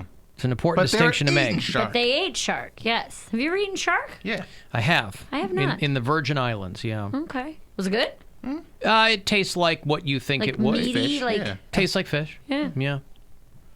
Alan, neighbor 2 doors down from us, shared the house with his mom. Her boyfriend came in, murdered her, their 2 dogs, and himself, and the son still lives in the house. No way. Listen, man, you got the house to yourself. If he's living with his mom, it's not like this guy's high on the hog. You know, he's like, where the hell am I going to go? My big issue is that I think I would think about the crimes too much. I would dwell on it. I'd be like, I can't, like this, someone got murdered here, someone was that angry, someone was a victim. It would mess with me being able to sleep at night. But it's the violence you don't like. It's the violence. Let me throw this at you. Alan, there's a house that had a mom and a son, and the son was a paraplegic. So the mom passed away, so she wasn't able to give her son the medication, and then the son passed away. And they also had a dog, and the dog died too. Boy, nobody was checking on these people. Right. At all. I'm always fascinated by these people that no one checked on. Right. Yeah, right. You know, they're like, oh, the son found out that his mom died. I'm like, you didn't call her ever? It's been You know, months. They found her dead in the armchair or Flies whatever. around her. What about that house? That's so where everybody sad. just tapered off. Tapered off and decomposed. Yeah. I don't like death, man. Okay, Mary, what about if a family member left you a house? Like None of us said we like death. A wealthy family member, say you have one, okay? You have a rich uncle. Say you have one, because we know you don't. Everyone has a rich uncle. Say he croaks, and he's like, in my will, he croaks in the house, and he says, Mary has to live in my house or it goes to auction. And he killed himself in the house? Yep. But it's your house. It's a $1 million home. Oh, my God. And you can do what you want with it, but you have to live in it. You can renovate it. I don't think that I could. I really don't. You're going to say no to $1 million home. Dude, I would go check it. I don't know. And then you guys are going to get on me about all this stuff, but I would go in there and see how it felt. Listen, if I get in there and it feels creepy and dark and sad, then that's one thing. One of my favorite follows on Instagram is Texas crime scene cleaners. No way. Yeah. No. It's good. It puts you face to face. I don't need to be. With the viscera of life, with the realities of, to face those things. Listen, all things being equal, I'm closer to death than you are by a good lot. I don't like to think about it. I have a young child. But, to think about it and not be tortured by it, whatever. It's inevitable. I think it's my issue is I can't Why not get a great house out of it? I can't spin a murder-suicide into a positive light. You don't have to spin it into a positive light. For me, I do, is what I'm telling you. I cannot live in a place and mentally accept the fact that someone was murdered there. And I can't even, like someone who died of old age or the or the mom passed and then her son didn't get his medicine, like that kind of just weeded its way out. That I could be like, okay, he was probably going to go anyway. If he had all that medication, he wasn't living any kind of a life with a lot of quality to it. I can kind of justify that in my head. I think your avoidant personality, because things like that you try to avoid rather than just face, leads you to dwell on them more than you should, rather than just facing them and going, okay, this happened, I'm going to process it and move on. You keep saying I have an avoidant personality. To certain things. I don't mean it at all. I don't mean it for everything, but there's certain things that you avoid thinking about and dealing with. Like death? Yeah. Why do I need to think about death? I mean, you've stayed in a lot of hotel rooms. I'm sure someone died in one of those. Why do you have to say that kind of stuff? Because it's true. Because it freaks me out. I don't like to be nervous and anxious and weirded out. Then don't be. It's statistically probably factual, right? Yeah, sure. I mean, trust me, a death is probably one of the best things you can encounter in a hotel room. Right. Jesus. Oh, we don't ever clean the comforters. And the reason I bring up the parts that, like, there's certain things that you say, I don't know how I feel about that because you don't think about that. Yeah. And that's what I'm talking about when it comes to avoiding certain feelings I think the and topics. only thing is about probably religion and death is because I don't want to. I think I don't want to come to terms with the fact that what I believed for so long is probably not true. That's one of the greatest things ever in life. Because it's so freeing. I still hold on to the good parts of Christianity. So do I. You should. Where it's like all people are good. You and these should. things, and it's hard for me to separate those things. But those predate religion. Right. Those are not products of religion. Those predate religion. Yeah, your That's why values don't have atheists to aren't out change. running killing people. Right. Yeah. Because those things predate religion. Your values don't have to change because you disassociate it from the dogmatic part of the religion. You can still have those same values. Yeah. I guess I don't like thinking that when you die, nothing happens. Well, you don't have to. That doesn't necessarily have to go away. But there's other parts that you can kind of think of. And life is so Love cool, and somebody having that ripped from them for just because somebody went crazy, like that sucks. No, I don't want to again, live in a house where that happened. It doesn't. I didn't mean to take a fun topic and turn it this way. But Yeah, why you gotta bum us out? We're trying to talk about murder, and now you're bumming us out. Mr. Avoidant personality over here is bringing out the reasons why I don't like it. That's exactly what it is. Here I am. I don't having like someone's life being Here taken I from am them. having a good time talking about suicide and real estate. And you got to go jam it up. Go jam it up with your beliefs. Over and here the way having a you larf, feel. and you got to bring JC into it. All right, hey, from JC to AC, Alice Cooper is back on the road, boy. I'll tell you what. He's touring with Tesla and Lita Ford. Not sure if Drunk Sue ever had dinner with them, but they're coming through June 14th to play Blossom. If you want to go see him, I'll hook you up after the break. 35192 if you want to text. The Alan Cox Show on 100.7 WMMS. And everywhere you go on our free iHeartRadio app.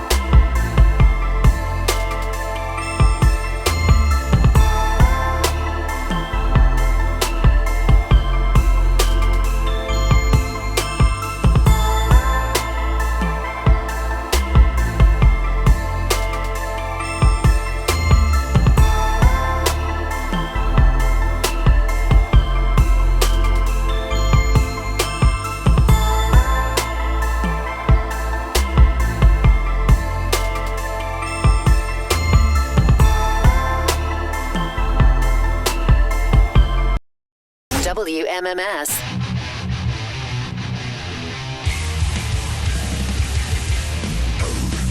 A lot of good shows coming up that I will have tickets for you next week.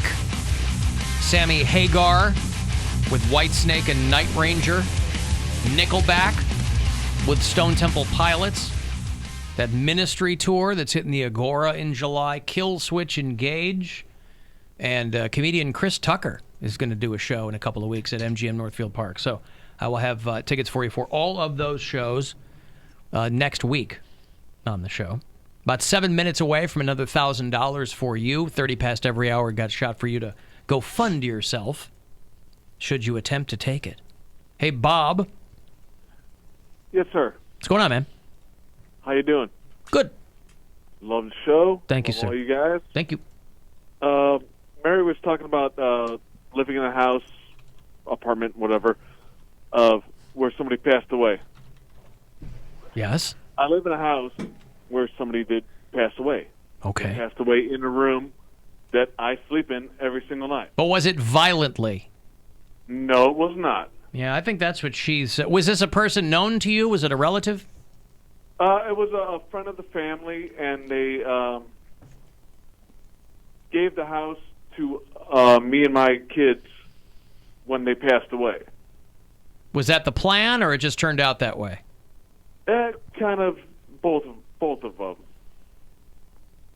Yeah, okay. It was it was kind of the same thing. Every night I go to bed and I go to sleep in a room where the man passed away. How often do you think about that?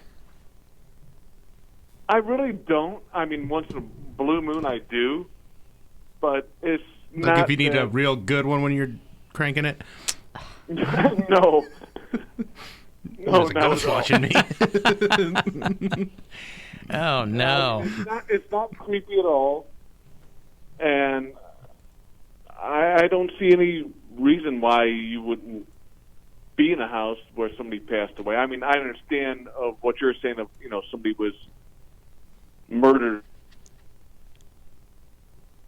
Yeah, listen, apparently, it's comes all comes back around to Jesus. Yeah. I actually have pictures of them in the house That's creepy. as a remembrance of them.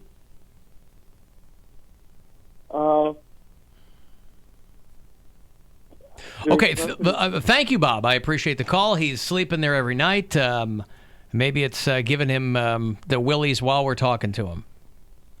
Alan, my mom is a travel agent, and a long time ago, one of her clients was staying in a hotel room overnight and had complained about a smell. They found a body under the bed. Ah! She had been sleeping above it. You know, they just did that big story that cats will eat you when you die. Uh-huh. As opposed to, I don't think none of them dogs do that.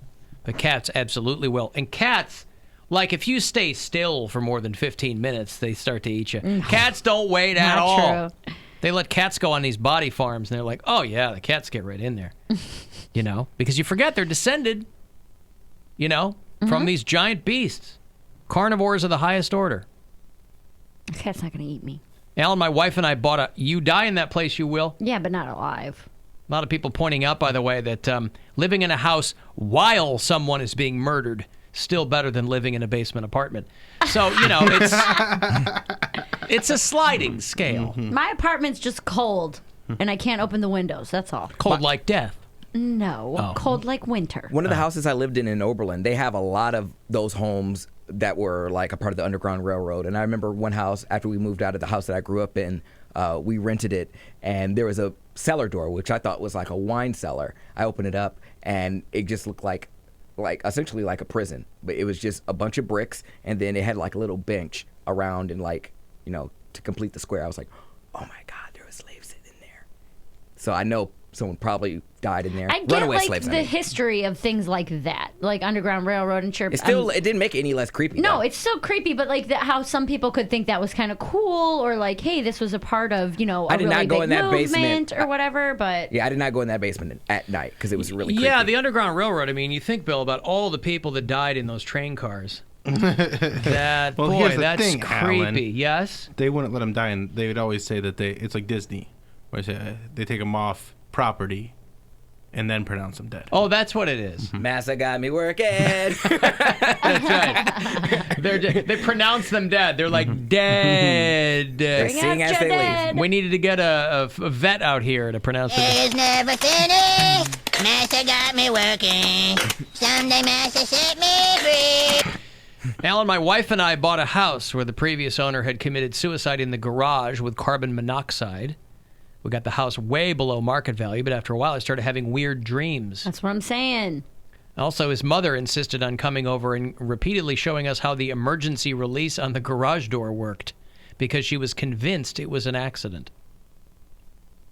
Yeah, it's not an accident. No. If the garage door is shut and you turn your car on. Right. You have ample time to get a, whoops, oh, what am I doing? Yeah. You know? I wouldn't want so someone's mom tired. coming over and being like, hey, this is how this works. That's annoying. I don't want you guys to do what my son did. Right. It's like the guy in Office Space decides to not kill himself because the wife opens the door and Oh, then yeah. pulls out, jump to conclusions, Jump to guy. conclusions, Matt. Yeah.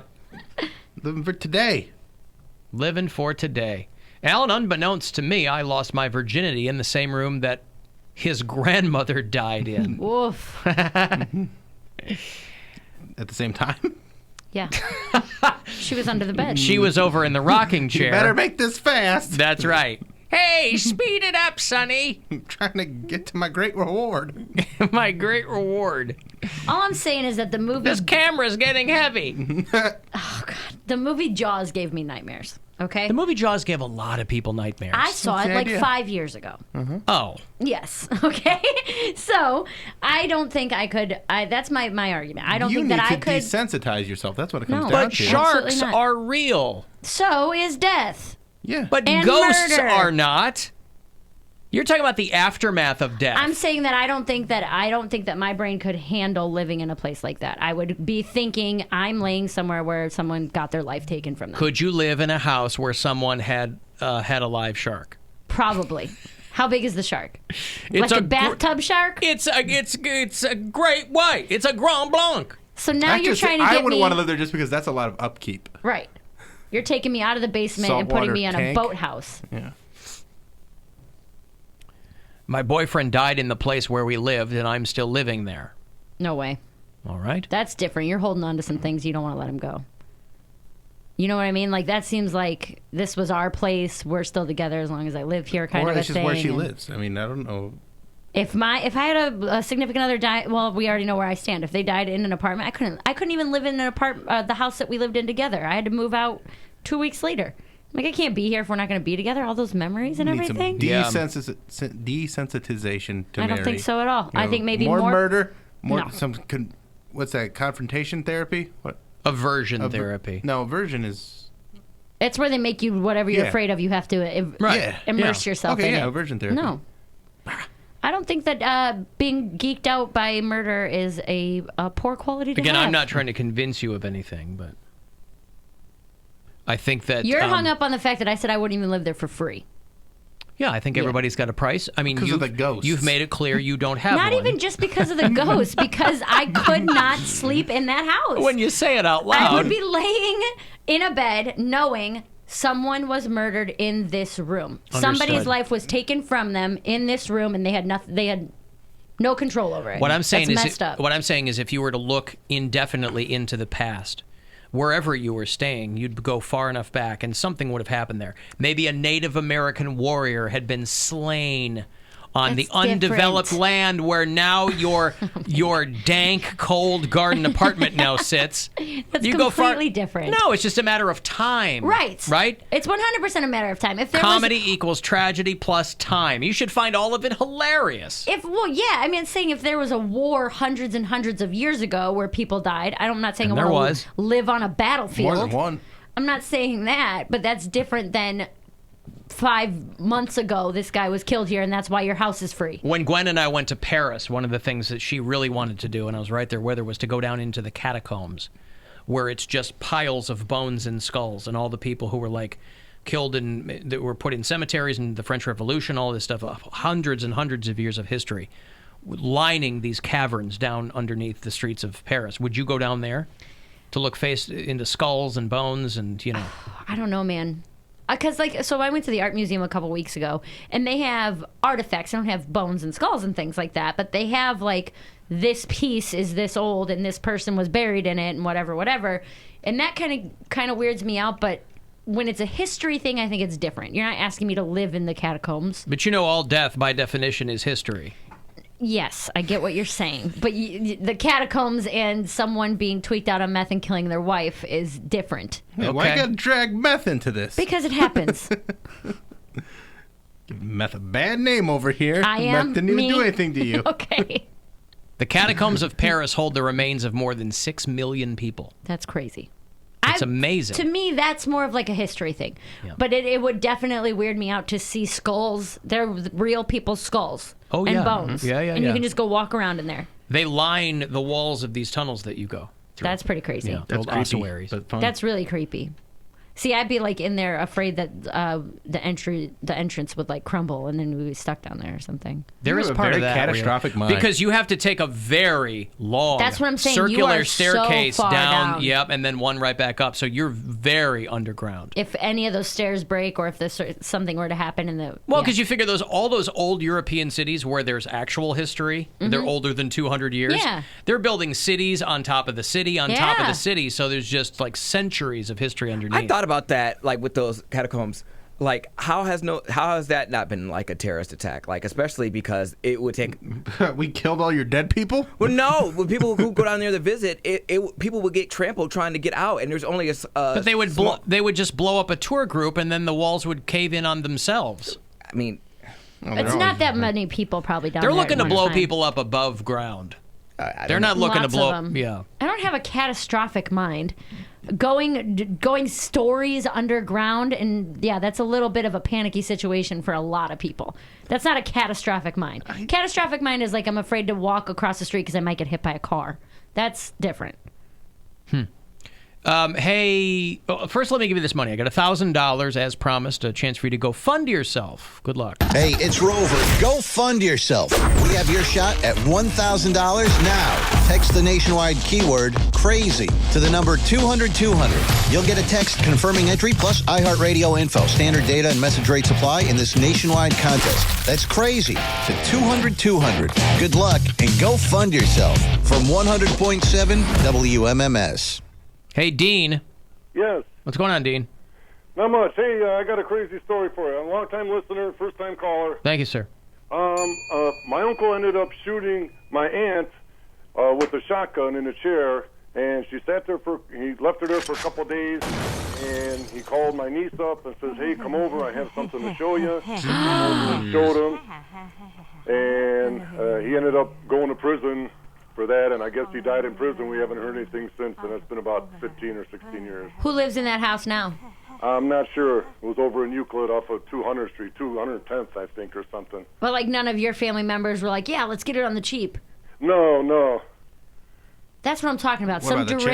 This deranged man, I think it's fair to say deranged, where he shot his wife and then called his daughter over to say, hey, I got to show you something, and then showed her his murdered mom. And you guys are but half an asking price. I mean, who wouldn't want to live there? Well, listen, I'm not connected to those people. I'm not in the family. It's an awful, awful situation, but I'm not in the family. And why does the house have to suffer? You know what I mean? Why should I suffer? Think about that architect. He was I don't want my art to go to waste. Okay, thanks. Architect. Thank you, Dean. All the classic architecture. All the Greco-Roman, beautiful, Took a lot of work to design that. A house in Euclid? He let it perish away. Yeah. Perish away. Carpenters had blood, sweat, and tear into that house. How do you know? There was a lot more blood from her. Yeah, I'm not connected to those people. I can't compartmentalize my mind like that. I understand. It's just something I can't do. Hey, Jack. Hi.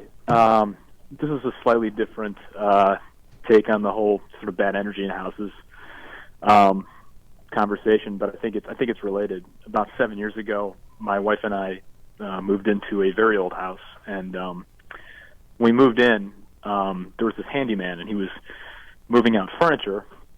And we asked him what he was doing, and he said, well, the lady who had lived in the house before us was paying him in furniture to help her move out. And they talked to the neighbor. The neighbor said, "What handyman?" Yeah, exactly. No, that's not where I'm going with this. But yeah, busted his old shifaroo. Yeah, exactly. Ooh, good word, shifaroo. Yeah. So anyway, some time goes by, about a month goes by, and my wife and I get a garbage disposal we need to install into our sink, and we were looking for a guy to install it. We got the number of that handyman, so we called him to come back. When the guy had been moving out furniture originally, so I'm backtracking a little bit, there was this big, creepy, dresser with a mirror in it up on the third floor of the house. And it looked like it was from maybe the 1920s. Anyway, he had taken this mirror with him as part of his payment for moving her out. And he came back a month later to help us install our garbage disposal. And I was talking to him as he was putting it in, and he said, "Hey, did I tell you about the haunted mirror?" I'm like, "No. What about the haunted mirror?" And he said, "Well, that big dresser with a mirror in it that I took out of your house, I took it home and I put it in my garage with all the other furniture I take from the house. And I decided I wanted to put a new glass, a new mirror on the dresser. So I unscrewed the glass. When I unscrewed it, I saw on the wood behind the mirror, burned into the wood, was an image of a pentagram and a goat head. Just right there. And so after my wife and I heard that, we were, I think, understandably a little unsettled. But the guy, I mean, that's something that was on the mirror, but did he have any kind of strange phenomena happen? He called it a haunted mirror. I mean, did anything? Yeah, he did. Well, exactly. He called it a haunted mirror. He didn't say that, a lot of bad things happened, but it's just after we knew we had this sort of satanic piece of furniture in our house, we were concerned, and nothing particularly creepy happened. So again, it's just one of those things where it's you don't really know what's in your house or who was there before you moved in, but it just certainly gave us we don't live there anymore, but it definitely gave us reason for pause. We were definitely a little concerned after that.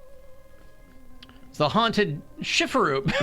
Yeah, bust it up. Yeah, he's got a satanic credenza in there that he's got to take care of. All right, thank you, Jack. Yep. All right. I mean, somebody did some woodworking with a pentagram and a goat head. I mean, unless you got black goo coming out of the walls or the outlets, I wouldn't worry about that.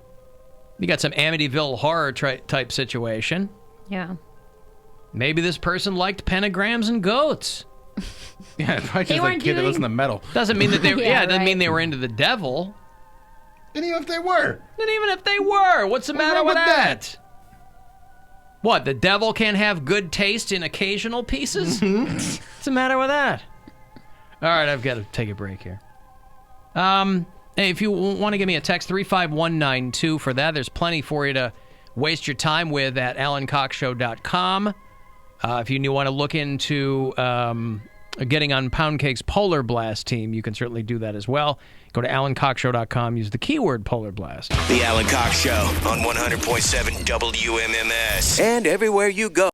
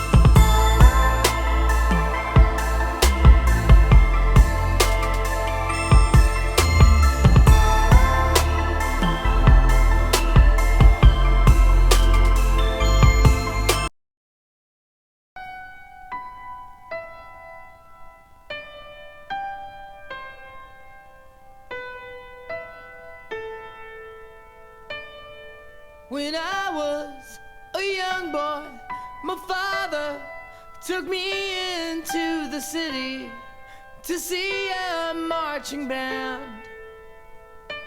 He said, son, when you grow up, would you be the savior of the broken, the beaten, and the damned?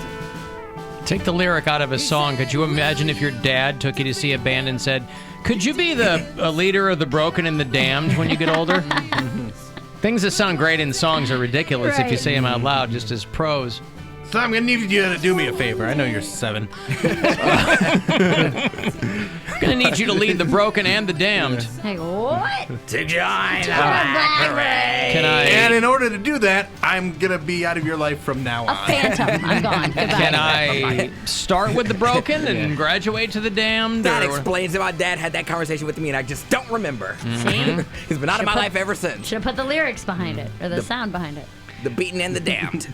Well, it's time to break out your jacket with the epaulets, because My Chemical Romance is going on their first North American tour in almost a decade. I'm ready. I'm gonna go. I'm going too. If you're a scene kid from 10 years ago, Sometimes I get it's time to live like you're whatever again. I need a Hot Topic 17. shirt.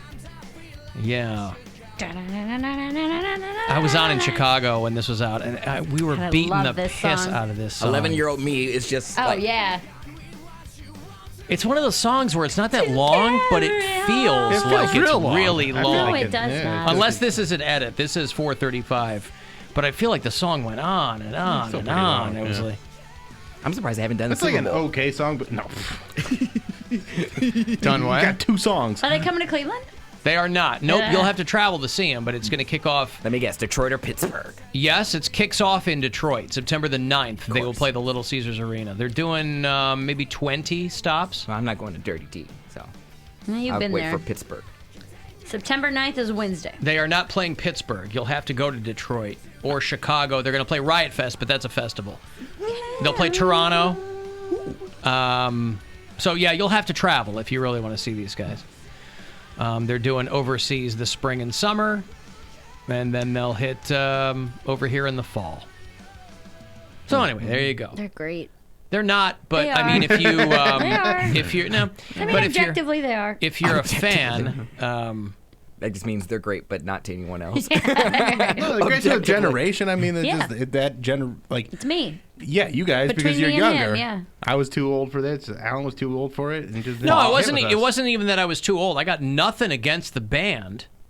Except the music. No. I get why people dug them. Like they had some good songs. They had their moment. Their drummer, I think, was from Chicago, so there was like a local connection to us. But yeah, they were fine. I mean, they were of that time. Yeah. And they really blew up. But they were kind of, you burn twice as bright, you burn half as long. Yeah. That dude was like, I'm out. And then they bailed. They're a staple at emo night. I'm not okay. Come on. Oh, I missed that Such a song. good one. You know it. Anyway. Yeah, no, I get it. I mean, it was, it wasn't, it's not that it wasn't for me, because I was still, I appreciated what they were doing. He's another one who did the guy I wasn't, thing for me. I was a little past being appropriately angsty. Yeah, that's what I mean. Yeah. Like, this was perfect for their age because they were going through that angst. Yeah, they were not. You had an angst band. I had an angst band. It just wasn't. This wasn't my angst band. I was out working, doing adult stuff at the time. Yeah. The first celebrity nude I saw was Pete Wentz in Fall Out Boy. Mm-hmm. I remember that. And he's got a rod, right? Nah. Oh, I thought he did. I mean, it's not. It was The regular. Fall Out Boy, not Fall Out Man. Yeah, it was regular. But I just remember that. The goggles, they do nothing. Back then, it was really hard to leak a picture. That's because what I was like. I feel like I remember having to search through Google to find that. Google images. But that's what I'm saying.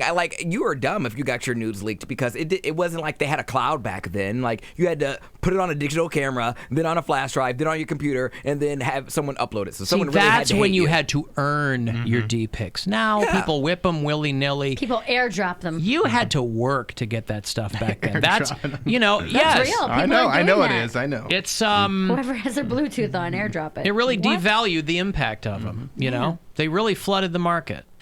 Yeah, I just thought that was so weird. I'm like, you have a stupid and the digital cameras back then were like a regular movie camera now, and same one they use in the promo department when they're out at an appearance. Yeah.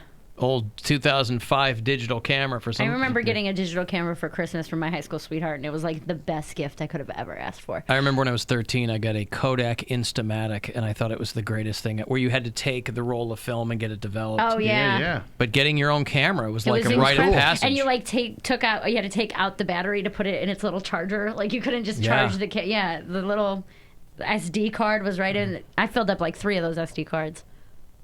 Taking pictures of nothing. The original selfie where your whole arm is in it and you like have no clue what you're doing. There was something to you, right? I loved it. Yeah. Well, speaking of unfortunate photos, our buddy Tom Sizemore, remember Tom Sizemore? Oh, yeah. Is that Grady's dad? No. Tom Sizemore, a fantastic actor, but he's had just nonstop problems with drugs and alcohol. He's in Natural Born Killers and a lot of great movies. Saving Private Ryan, but he'll have these fits and starts where he seems to be okay. I think he did Celebrity Rehab or something on VH1, and they busted him for DUI and drug possession over the weekend. 3 weeks into the year. They pulled him over at 3 in the morning outside L.A. Hammer pants. They said he was under the influence, and they searched him, and they found narcotics on him. And didn't he have he was dating Heidi Fleiss for a while? Back in the day, yeah, Heidi Fleiss was the big thing. Public breakup, and they did. Were wild together, yeah. Yep. Yeah, so, Tom Sizemore is still trying to get things together. I mean, they busted him a year ago, and then the guy doesn't go to jail. He keeps avoiding jail because of plea deals. At what point do they just go, all right, we got to... Well, I know in California, too, they have very different laws when it comes to people that are addicts and stuff. Well, because part of your plea deal is usually like, you got to keep your nose clean for 12 months, 13 months, 18 months, whatever. You know, and if you violate the terms, you're going in jail. But these guys never seem to go to jail. Now, they got lawyers and money. My question, I had to Google this to find out. I don't know that he's got money still. Yeah, he probably has enough going on in residuals that it's probably taking all his money, but he's got enough that he can hire a lawyer, maybe not the best lawyer, but a lawyer. He's not using a public defender. You don't think so? No. Guy's 58 years old. Yeah. You know, I mean, he's a dad. And he's done a ton of movies, and he started just doing whatever movie they throw at him, so he still works. And it's not, I'm not saying he's got millions of dollars, but I'm guessing he has enough to get a decent lawyer. The 90s were the high point. Yeah. Natural Born Killers, True Romance, Born on the 4th of July. He was in Heat, one of my top 5 favorite movies of all time. Heat. He's in a great movie called Strange Days, which people forget about, but that was a good movie too. He's in Pearl Harbor, Black Hawk Down. Here's my question. When they say they caught this guy and he had narcotics, I had to look up what a list of narcotics was. Opium, heroin, oxy, Vicodin.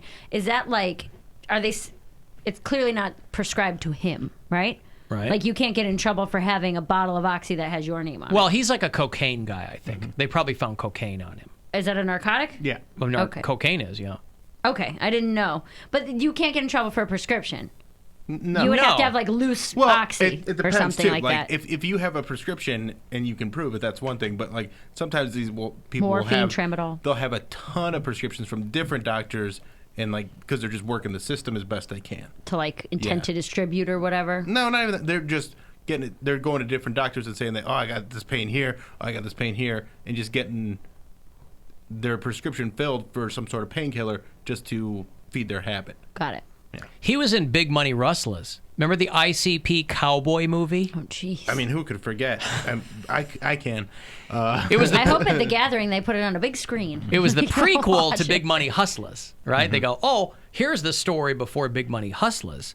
They were cowboys with the face paint. Tom Sizemore was in that. Oh my goodness, that sounds like a great sequel to Everybody Loves Mayor. Are they pioneer lawyers? Are you guys pioneer lawyers or anything along those lines? I'm looking for me. I need a little sidekick. No, nothing like that. Been a while. She's not your average lawyer, but she is very hot. She knows how to cook up on her hot and steamy pot. With her horse, you know she likes to ride him everywhere. Look out for this pioneer, everybody loves Mare. Everyone says that she's the greatest lawyer in the West. And every day she likes to dress up in her Sunday best. When there's trouble in the West, you better call her if you dare. Look out for this pioneer, everybody loves Mare. Look out for this pioneer, everybody loves Mare. Yeehaw! Oh, got me in the front butt. Still holds. Yeah. Got me in the front butt. But now throw in, what are their names? The two ICP guys. Make them Violent J and Shaggy 2 Dope. Yes. Yeah. Some juggalette you are. Yeah. Boy, I lose the bonnet and I get some fishnets. I was going back through Tom Sizemore's CV to see like when the last big movie he did. It was like 2003. He did Dreamcatcher. Remember that awful Stephen King movie? Yeah. Then he was in Black Hawk Down, which was a couple years. So 90s, early aughts was when he was really doing so. He's still making. He's still in things. That's what I'm saying. Yeah, he's just kind of taking whatever he gets. Exactly. So he's still working, but he's just not making what he was back when he was in like blockbuster movies. Yeah. And stuff like that, yeah. Tom Sizemore. Oh my goodness. Old Tommy Sizemore. That poor guy. Probably cries more now. Tom cries more. Every time you play that song, Alan, my girlfriend starts marching. It is kind of a marching song. Yeah. You saw the kid from the Mighty Ducks is a meth head now, and they found him in a guy's... He's been a meth head for a while. Oh, really? Yeah. Oh, I didn't know that. He gets in trouble every few years, because I remember last time he went viral, because, well, first he lost a bunch of weight, and everyone's like, oh, good for him. He looks good. He's a meth head. And then you go, oh, that's why I lost all the weight, because he keeps getting in trouble. He's on meth. That's always such a weird kind of like line you have to tell. I had a girlfriend who dabbled in drugs, and then her coke habit got a little out of control, but nobody knew that. So she lost a bunch of weight, and a bunch of people were complimenting her. Right. Like, oh my God, you look so good. And she told me, I had said something one time. She's It's like, the cocaine. She's like, dude, I'm out of control. Like, I was like, oh, well, take back the comment about your abs. Like, Right. what am I supposed to say? So it's not Weight Watchers points. Right. Yeah, it's your cocaine. thighs don't look great with that gap. I don't know what to say, you know? And you know me with my mouth. I would say something as a joke like, "Oh, go do some blow," like, Right. Or like, You got? well, no, like if a girl who was like, if she was my friend and she was like slightly overweight, like she'll crack jokes about me being gay and ugly. I'll crack jokes about her being overweight and ugly. And I'm like, you know what? You can do some blow. And she'd be like, I already do. Like, I'm like, ooh, my bad. Tell you and your friends go back and forth? Yeah. Gay and ugly, fat and ugly. People, yeah. I mean, you're not real friends in my book if you don't make fun of each other. I was reading about Adie Bryant, who is one of the best people on Saturday Night Live. She's one of the funniest people over there. She's a big girl. She was talking about how she quit Twitter because liberals and conservatives would fat shame when she played Sarah Huckabee Sanders. Oh, really? She's like, playing Sarah Huckabee Sanders made me quit Twitter because everyone was awful about it. She's like, I would get tweets from right-wingers who would say that I was a fat, ugly pig who didn't have the right to play somebody as brave and smart as Sarah Huckabee Sanders. And she goes, and then I'd get liberals saying that I was too beautiful and good to play someone as vile and fat as Sarah Huckabee Sanders. So she's like, everybody was essentially saying the same thing, and it just grossed me out.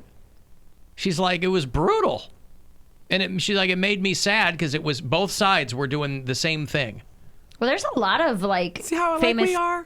comics and actors and stuff who are going only to Instagram, where they're just like, I mean, sure, you can turn off the comments, but you can still share pictures and still be involved with your fans, but you don't have to deal with any of that. It's not like you can turn off comments on Twitter. You put it out there and any whack job can respond. You know? And you don't even have to write. Like, you'll just open your feed and it'll be it's all comment. right there, yeah.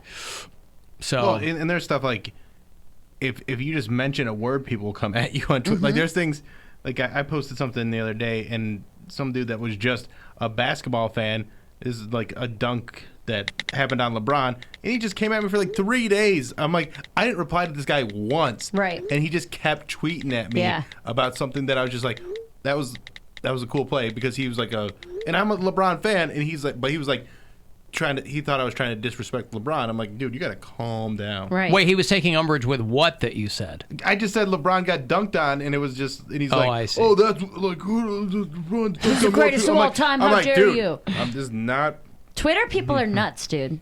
They're a good friend of mine. Her name's Nicole Amy Schreiber. She's a comedian. She did Lights Out with David Spade last night. Yeah, and she they were talking about The Bachelor coming to Cleveland, and she was like, Cleveland isn't where you go to find love. Cleveland is where you go to find a body or something like that. And she's like, what's their first date going to be? Stealing a car battery together? I don't like And that. And she knows because she's from Detroit. Yeah, she's from Detroit, but she get her. exactly. She got all this backlash about it, and then she tagged me in a tweet later, and it was like, just so everybody knows, I love Cleveland, like I love working hilarities, I love Mary Santora, and like I went and watched the clip and saw what people were freaking out about, and I was like, get out of here, like relax. You don't know anything about our city. We're good, hard working. I'm like, chill out. Like, It's a comedy show. I had my catalytic converter stolen downtown like 2 years ago. Like, if you go to AlanCoxShow.com, you can watch that clip of the girls on The Bachelor being told the other night that they're going to Cleveland, Ohio. Very funny. And it's one of the best moments from that show.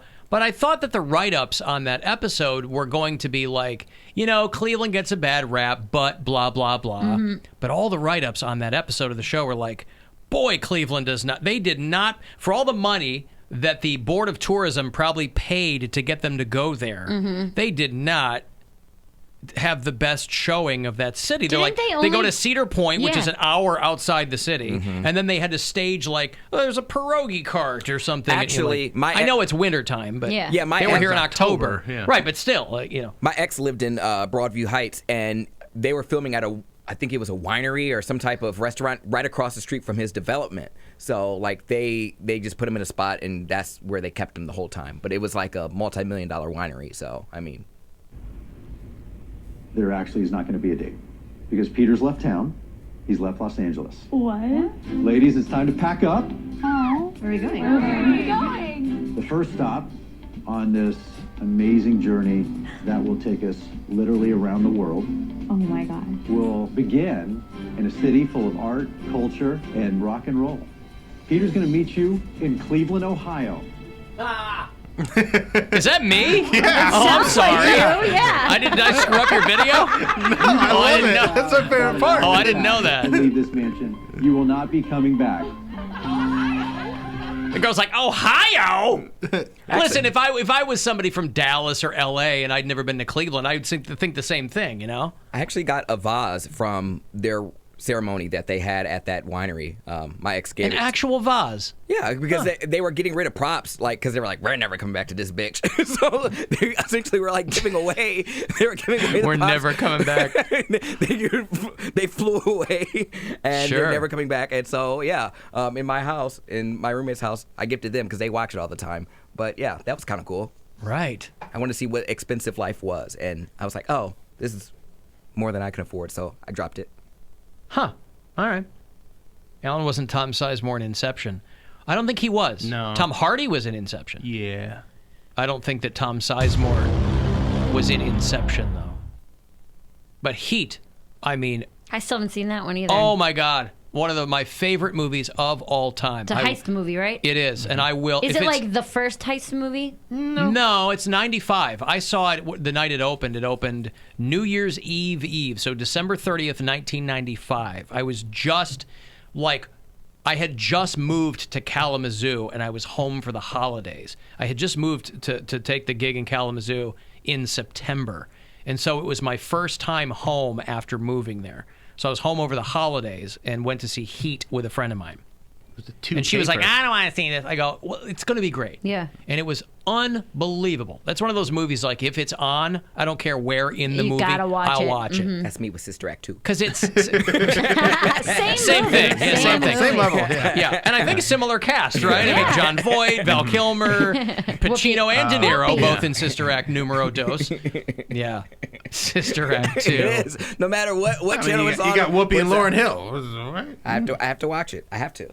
Oh, Lauryn Hill's in that? Isn't she in the second one? Yeah, She's in the second one, yeah. Was that Back in the Habit? Is that what it was Back called? in the Habit, yep. I've never seen either of the Sister The Act second one's movies. way better, I think. Yeah, I think that's Boy, one the of first one must have been garbage. The second one was better. Well, Alan, it they can was just- both be garbage. Yeah. The second one, she was like more in a role, and like the kids were involved. And the first one didn't have kids, did it? It Nope. was just it was just her like Just the nuns. hiding in a. What is it? She's a nunnery. robber pretending to be a nun? She like escapes Vegas. She's in the witness protection program, Yeah. and then And pretends to be a nun. Yes. Yeah. And then she becomes a witness for Christ. in the second one, she like helps troubled kids who are all actually really good singers and makes them like this chorus. Yeah, they're and about stuff. to It's really cool. lose their school, and they have to go to this choir contest. And if they win the choir contest, it looks good on the school, and then they won't close. It's a real feel good one. Yeah. But it was a surprise hit, so they made a sequel. I'll tell you That's what. the second one. I'll That tell you- is the sequel. Oh, okay. The sequel What's the was first bigger. one? She just in It's like called with Sister Act. nuns. On the Run. I know what it's called. Sister Act on the Run. Yeah, she's just like pretending to be a nun, and they find out that she's actually not a nun. I'll tell you what, Bill, that sounds to me like your classic fish out of water story. Yeah. Sister Mary Clarence. Oh, boy. Well, the nuns used to have I thought boy that was names. Superstar. When Jesus Well, What's her Sister name? Act 2. Mary Catherine Gallagher. That's right. Yeah. All right, I've got a break. You want to get the last word in? Send me a text, 35192. Your next chance to grab $1,000 is coming up around 6:30. You can go fund yourself coming up. The Alan Cox Show on 100.7 WMMS.